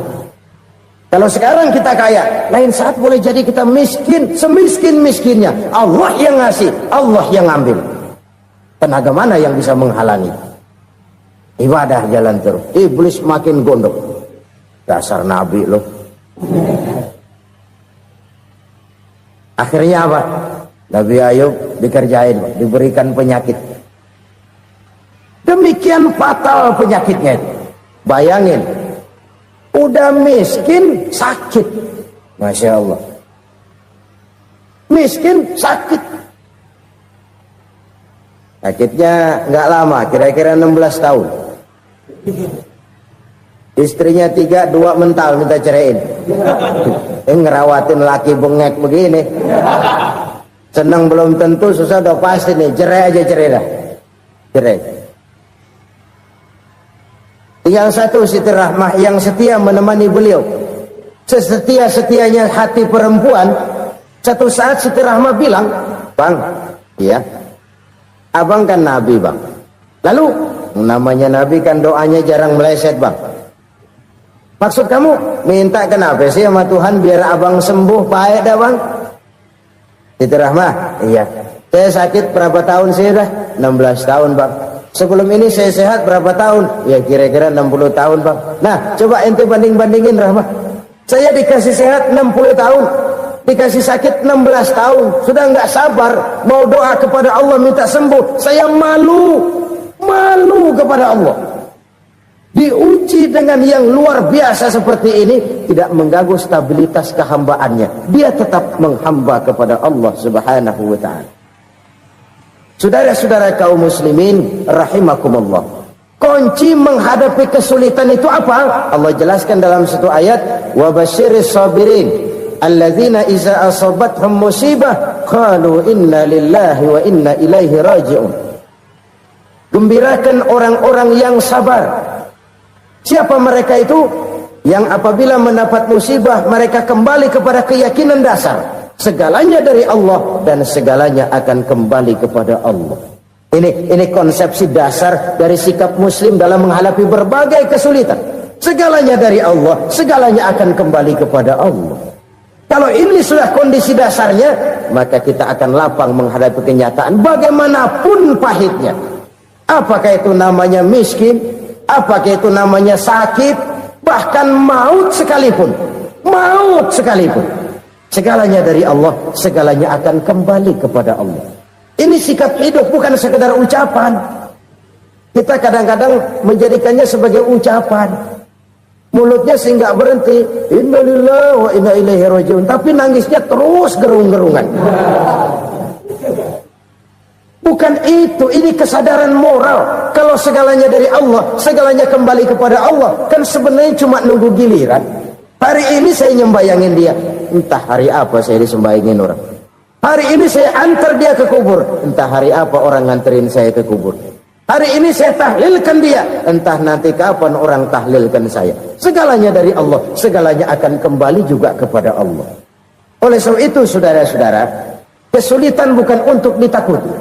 Kesulitan justru untuk diatasi, dicarikan jalan keluarnya. Dan tidak ada orang yang tidak pernah mendapat kesulitan. Tidak ada. Semakin tinggi status sosial, semakin tinggi kualitas keimanan, semakin besar juga tingkat kesulitan. Hanya saja bagaimana cara kita mengatasinya. Dan Al-Quran menyatakan, inna ma'al usri yusra. Di balik kesulitan itu pasti ada kemudahan. Roda itu berputar. Karena itu Rasulullah sallallahu alaihi wasallam mengingatkan kepada kita, ta'arraf ilallahi fir raha ya'rifka fis syiddah. Ingatlah kepada Allah di waktu kamu senang, supaya Allah ingat kepada kamu di waktu kamu susah. Kalau waktu senang kita ingat kepada Allah, kita susah, Allah tidak akan meninggalkan kita. Tapi kalau waktu senang kita jauh dari Allah, sujud tidak sempat, dengan masjid jauh, ketika senang kita lupakan Allah. Nanti begitu kita susah, Allah lupakan kita. Dan itu menyakitkan. Oleh karena itu orang-orang tua kita dulu bilang, kalau lagi sehat ingat-ingat lu bakal sakit nanti. Kalau lagi kaya ingat-ingat satu saat kita bakal jatuh miskin. Bahkan kalau lagi muda ingat-ingat kita bakal tua. Dan yang terpenting kalau lagi hidup ingat-ingat kita bakal mati. Saudara-saudara kaum muslimin rahimakumullah. Jadi yang kedua yang merupakan perbendaharaan surga, menyembunyikan musibah. Saudara-saudara kaum muslimin rahimakumullah. Hal ketiga yang merupakan perbendaharaan surga adalah wasilatur rahmi. Orang yang suka bersilaturahmi. Sebagaimana yang kita maklum bahwa manusia adalah makhluk yang disebut zon politika.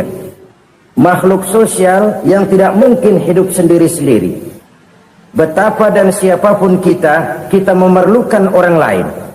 Bodoh betul manusia kalau tinggal di tengah masyarakat tapi tidak mau bermasyarakat.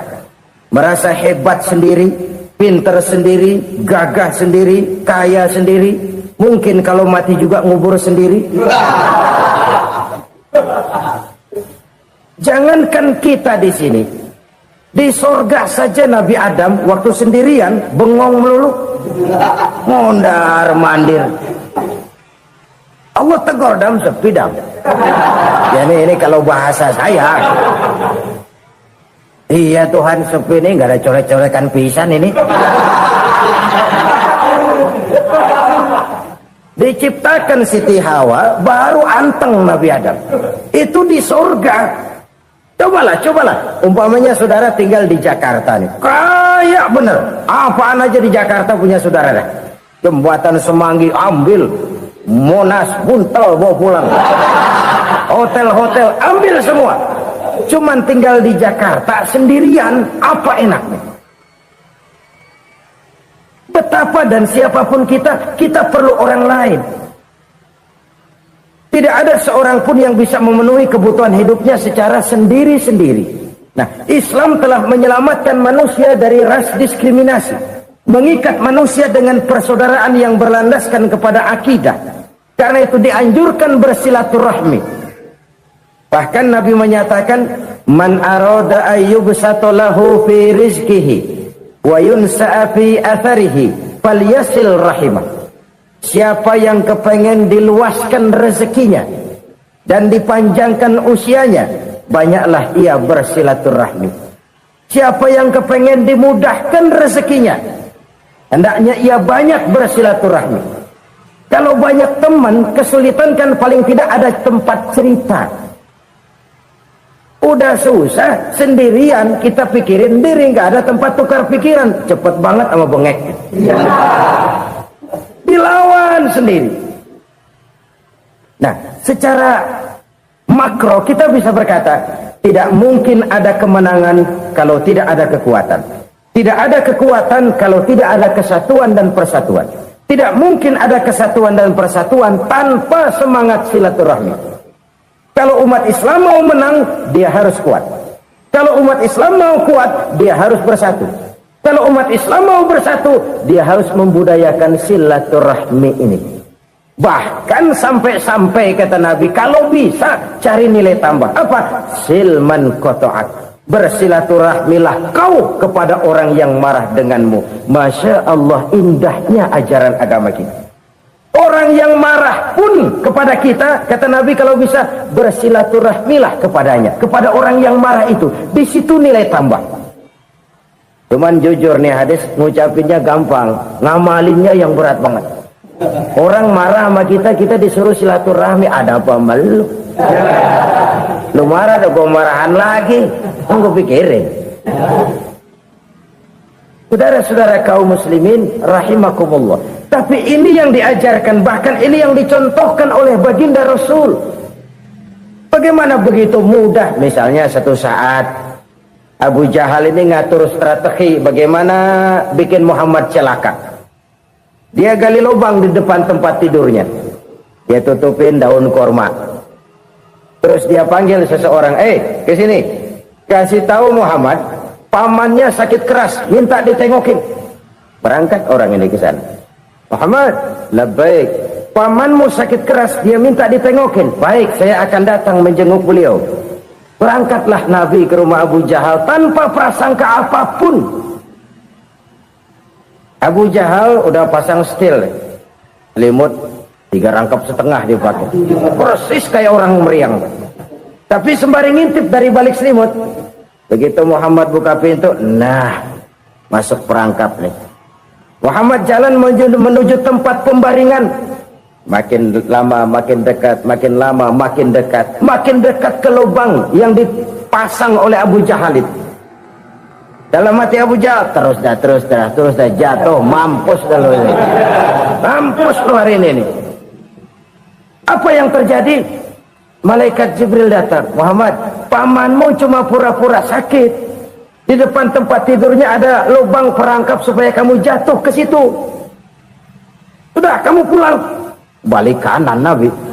Sudah hampir jatuh ke lubang, balik kanan, pulang. Bayangin kecewanya Abu Jahal. Muhammad dikit lagi. Enggak, paman, saya pulang aja. Emosi bangun dari tempat tidur, enggak sadar kalau lagi pura-pura sakit. Lompat ngejar Nabi, dia lupa dengan lubang yang dia gali. Usrah, nyemplung sendiri ke dalam lubang.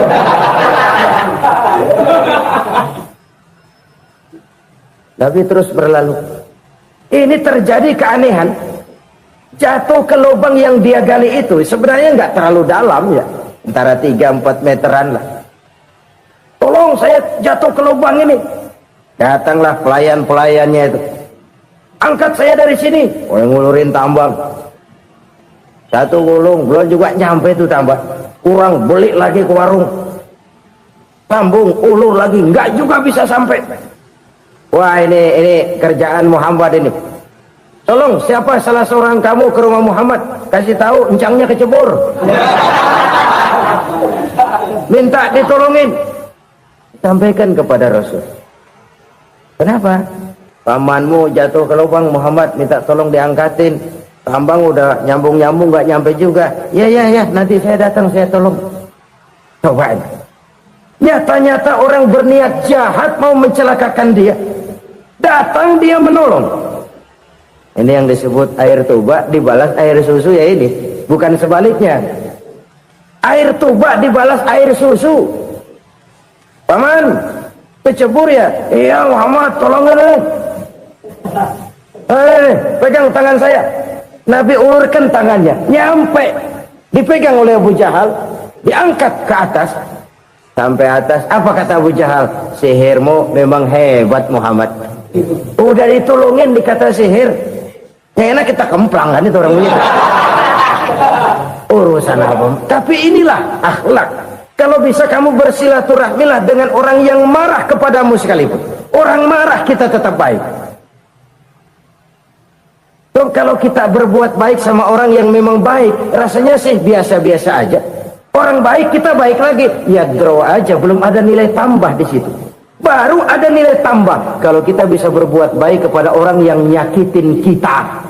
Itu namanya kita setingkat di atas dia. Dia sakitin kita, kita berbuat baik sama dia. Dia pelit sama kita, kita baik sama dia. Dia marahin kita, kita deketin dia. Di situ kita punya nilai tambah.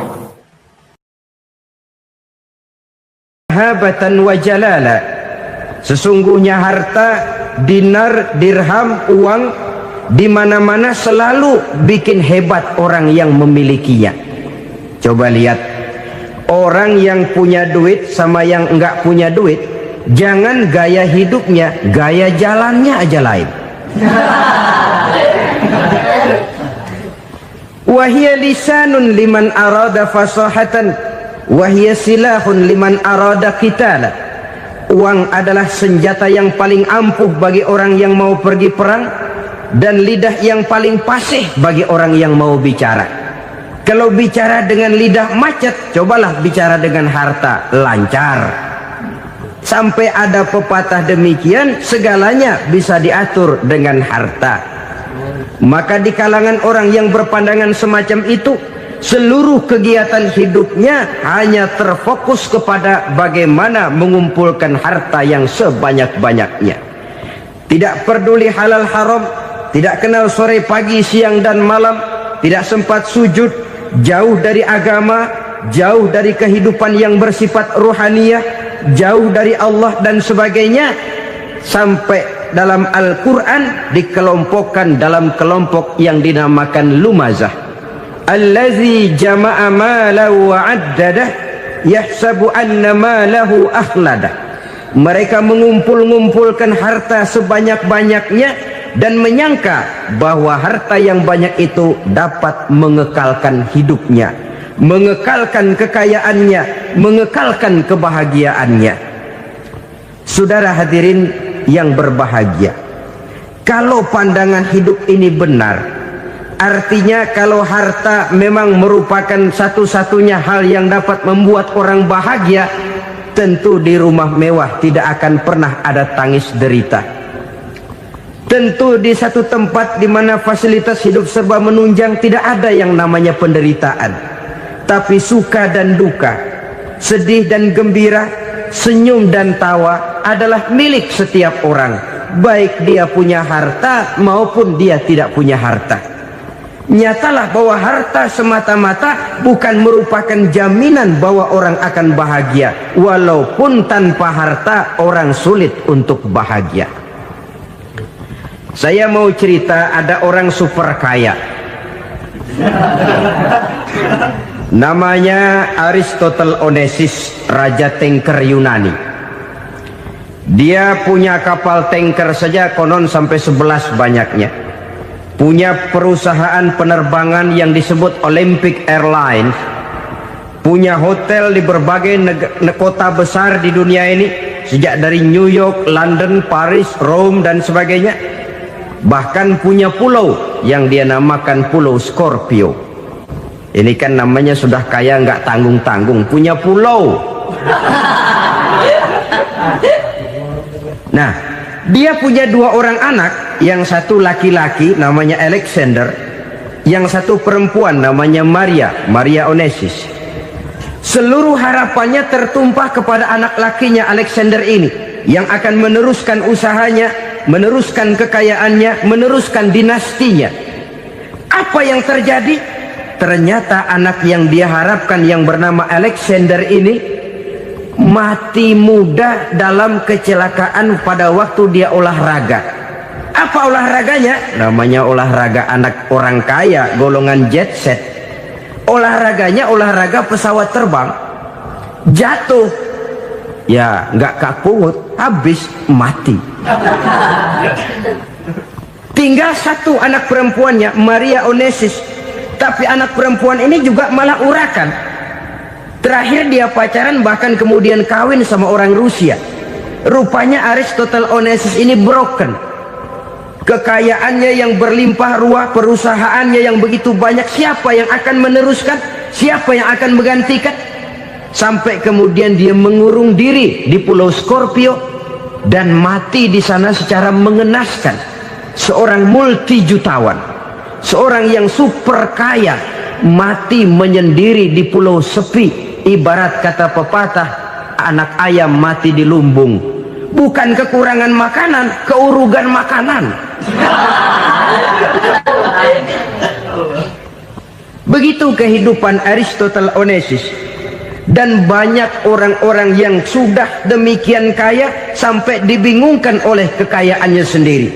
Telusurilah kehidupan David Rockefeller misalnya, Henry Ford misalnya, Adnan Khashoggi misalnya. Multi jutawan yang kadang-kadang dibuat keder oleh kekayaannya sendiri. Pantas ketika Imam Ali ditawarkan orang, "Ya Ali, kalau kepadamu disuruh pilih ilmu atau harta, kau pilih mana?" Ya jelas pilih ilmu dong. Kenapa? Pertama, ilmu kalau kita berikan kepada orang lain tambah. Tapi harta kalau kita berikan kepada orang lain kurang. Saudara punya uang 10.000, dibagi orang 5.000, jelas uang saudara berkurang. Tapi saudara punya ilmu, diberikan kepada orang lain bisa, saudara pun makin mantap. Tidak lantas jadi bodoh karena ngajarin orang. Saudara bisa Fatihah lalu mengajarkan orang Fatihah, orang bisa, saudara pun makin hafal. Tidak lantas setelah diajarin orang ilmunya hilang. Begitu datang dia minta orang, "Tolong ajarin saya Fatihah," udah habis, nggak ada.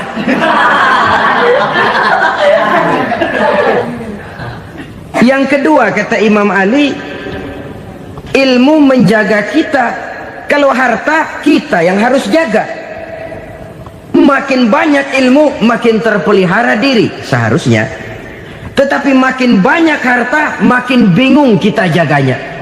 Sampai kadang-kadang kalau perlu seluruh keliling rumah dipasangi alarm. Belum cukup disewakan anjing besar-besar, pasang di depan pintu, awas anjing galak. Masih belum cukup juga, cari centeng tukang-tukang kepruk jaga rumah. Masih terasa belum aman, padahal rumahnya dikelilingi tembok besar.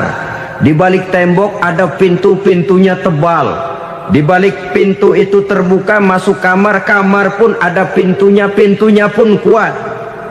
Masuk ke dalam kamar ada lemari, lemarinya pun pintunya kuat, dikunci, kuncinya pun kuat.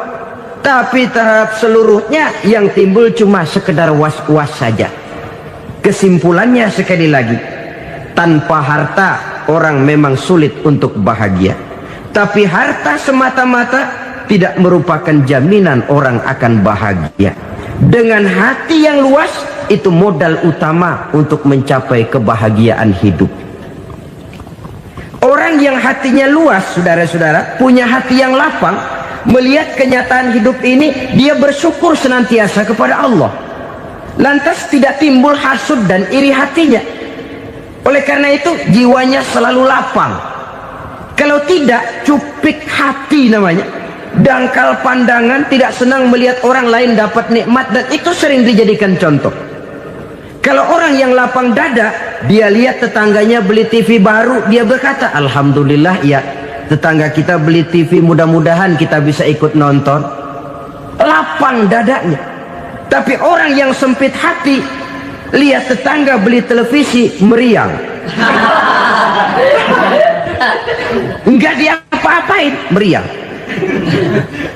Besoknya dengar tetangga beli motor, makin sakit, ke rumah sakit. Lalu di rumah sakit dengar tetangganya beli mobil, mati.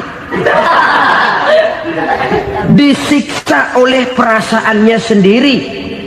Orang kalau hati sudah sempit dalam hidup, kemanapun dia pergi, sempit rasanya medan kehidupannya. Kemudian kita melihat juga ada orang yang menilai bahwa bahagia itu katanya kalau punya kedudukan yang tinggi, pangkat yang agung, wibawa yang besar. Mungkin betul, tapi mungkin juga tidak. Bergantung kepada hati orang yang punya pangkat itu. Sama dengan harta tadi. Harta akan membawa bahagia kalau dia jatuh ke tangan orang yang berhati lapang. Tapi harta akan jadi bencana kalau jatuh ke tangan hati orang yang sempit. Pangkat akan membawa bahaya kalau jatuh di tangan hati orang yang sempit. Lebih dari itu, kenyataan mengajarkan kepada kita bahwa ternyata pangkat dan jabatan tidak selamanya memberikan kebahagiaan dalam kehidupan. Bahkan resikonya kelewat besar.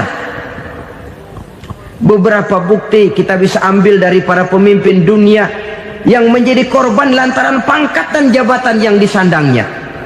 Saudara ingat Presiden Abraham Lincoln dan John Kennedy dari Amerika? Dibunuh orang. Park Chung-hee dari Korea Selatan, Ziaur Rahman dari Bangladesh, Anwar Sadat dari Mesir, terakhir Indira Gandhi dari India, menjadi korban dari pangkat dan jabatan yang disandangnya dari orang-orang yang tidak senang dia memegang jabatan itu. Dia akan mudah mengundang bencana, sehingga pantas kalau seorang presiden terkemuka Amerika, Harry Truman namanya, dia mengatakan jabatan presiden itu, kata dia, seperti orang nunggang macan, naik macan. Harus kita taiki, kalau enggak dia bakal nerekam kita, ngeri katanya. Adapun orang yang hatinya lapang, kalau dia menerima pangkat dan jabatan, dianggapnya itu satu kesempatan untuk berbuat baik. Tapi orang yang berhati sempit, menerima pangkat dan jabatan, bukan kadang-kadang menerima, malah berusaha setengah mati mencapai dengan segala cara. Kalau perlu jilat atas, jilat atas. Jadi golongan sumuhun dawu. Jadi kelompok kulon nuwun, yes sir, yang kerjanya cuma oke bos. Kalau perlu jilat atas, jilat atas. Kalau perlu injak yang bawah, injak yang bawah. Perlu sikut kiri kanan, sikut kiri kanan. Yang penting pangkat dapat, jabatan dapat. Orang yang semacam ini, kalau sudah mempunyai pangkat dan jabatan, biasanya dia tidak menganggap itu sebagai amanah, tidak menganggap sebagai kesempatan berbuat baik, tapi malah kesempatan untuk memperturutkan hawa nafsunya yang dilatar belakangi oleh kesempitan hatinya tadi. Apalagi kalau orang memperoleh pangkat karena banyak mengeluarkan uang. Seakan-akan pangkat dan jabatan itu sekarang macam proyek, pakai tender. Siapa yang berani bayar segini, naik. Nggak berani, minggir. Padahal logikanya, kalau orang mencapai satu jabatan karena banyak mengeluarkan uang, hampir bisa dipastikan bahwa setelah jabatan itu dia pegang, langkah pertama yang akan dilakukannya ialah berusaha bagaimana uang yang dia keluarkan supaya kembali. Ya paling kurang pulang modal dulu dong. Soal mikirin rakyat soal nanti, tapi ini modal harus pulang. Itu celakanya kalau orang memperoleh pangkat dan jabatan cuma karena banyak mengeluarkan uang. Jarang orang yang mempunyai keyakinan dan pandangan bahwa pangkat dan jabatan merupakan amanah. Jadi sekali lagi, pangkat dan jabatan mungkin saja membawa kebahagiaan kalau jatuh ke tangan orang yang berhati lapang. Tapi bisa jadi bencana kalau dia jatuh ke tangan orang yang mempunyai hati yang sempit. Dan lagi-lagi stresnya hati yang lapang. Lalu sebagian orang, saudara, ada yang berpandangan katanya bahagia itu kalau jadi orang terkenal, mempunyai popularitas, menjadi idola di kalangan remaja, di kalangan orang tua, di segala lapisan masyarakat. Padahal makin populer orang, makin terikat dia. Ya kalau macam kita ini kan nggak punya nama, nggak populer, tengah malam buta mau nongkrong di warung Tegal aman. Tapi pangkat, jabatan, kedudukan, popularitas menyebabkan kita diikat dengan berbagai macam peraturan. Cuma mandi sama ke WC saja yang nggak dikawal.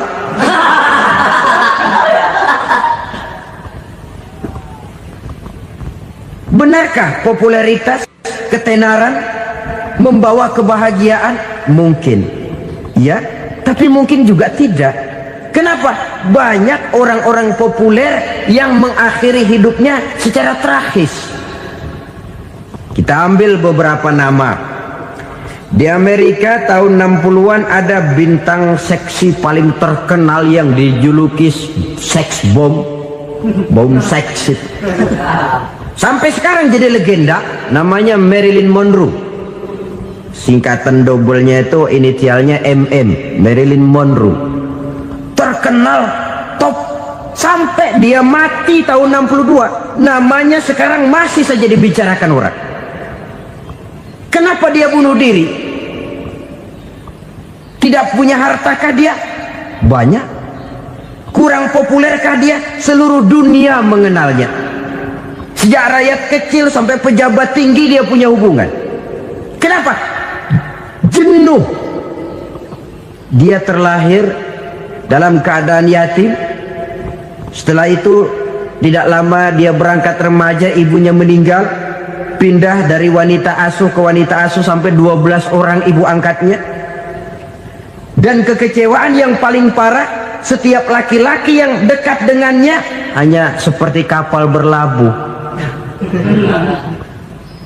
Datang dan pergi silih berganti, padahal dia merindukan seseorang yang bisa melindungi hidupnya. Dia rindukan itu dan dia tidak pernah menemukan. Itu yang akhirnya menyebabkan dia minum pil tidur kelewat dosis, minum obat tidur kebanyakan, ya tidur terus sampai sekarang.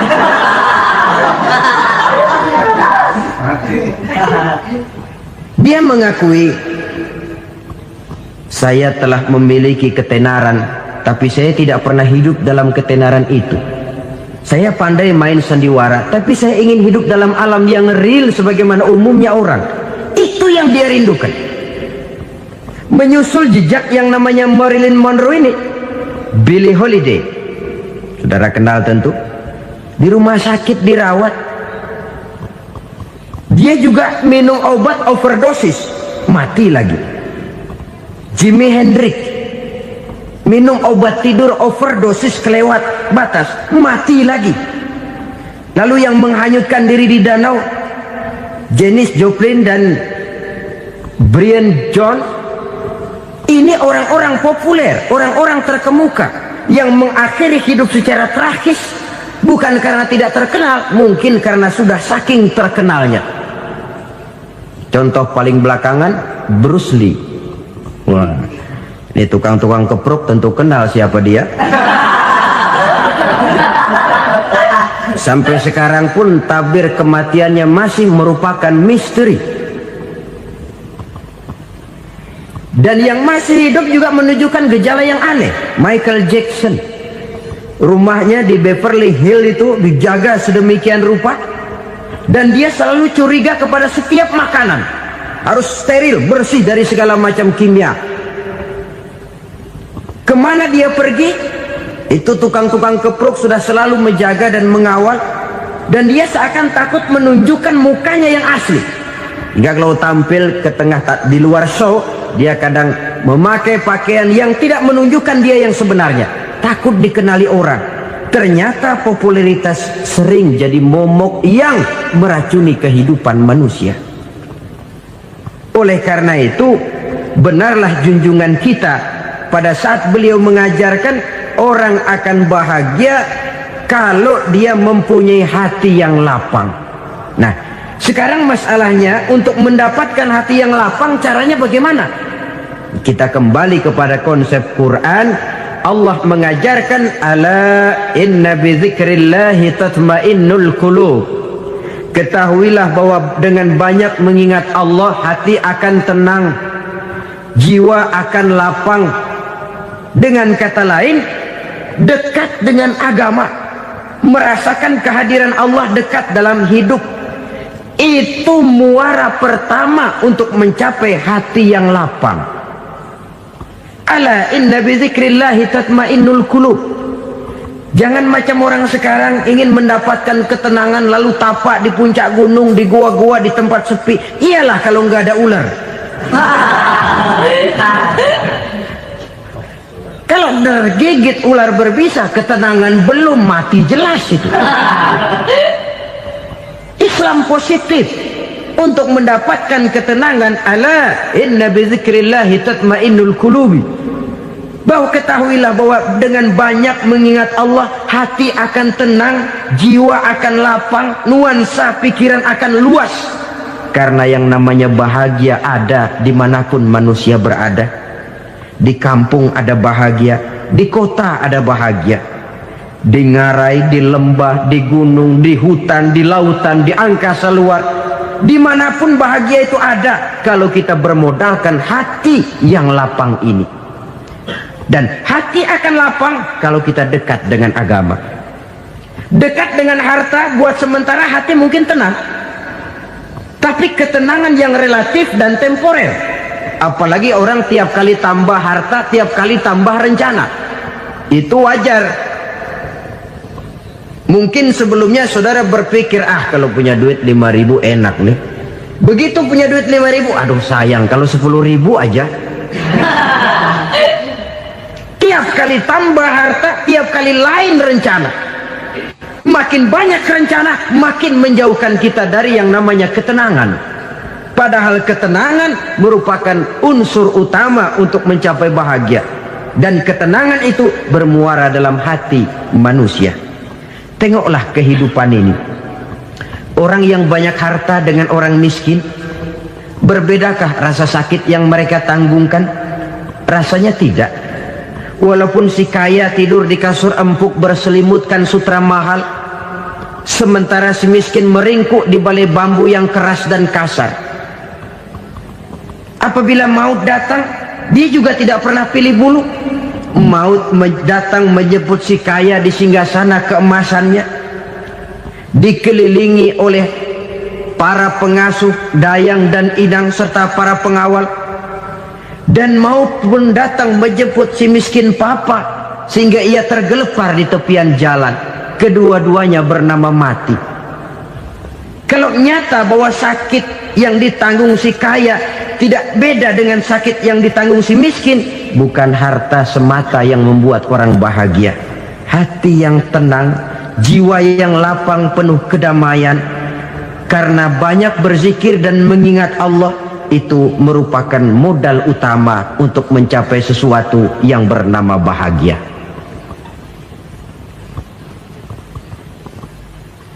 Saudara hadirin yang saya hormati, inilah yang pertama dari 4 ciri yang digambarkan oleh Nabi tentang tanda-tanda orang bahagia.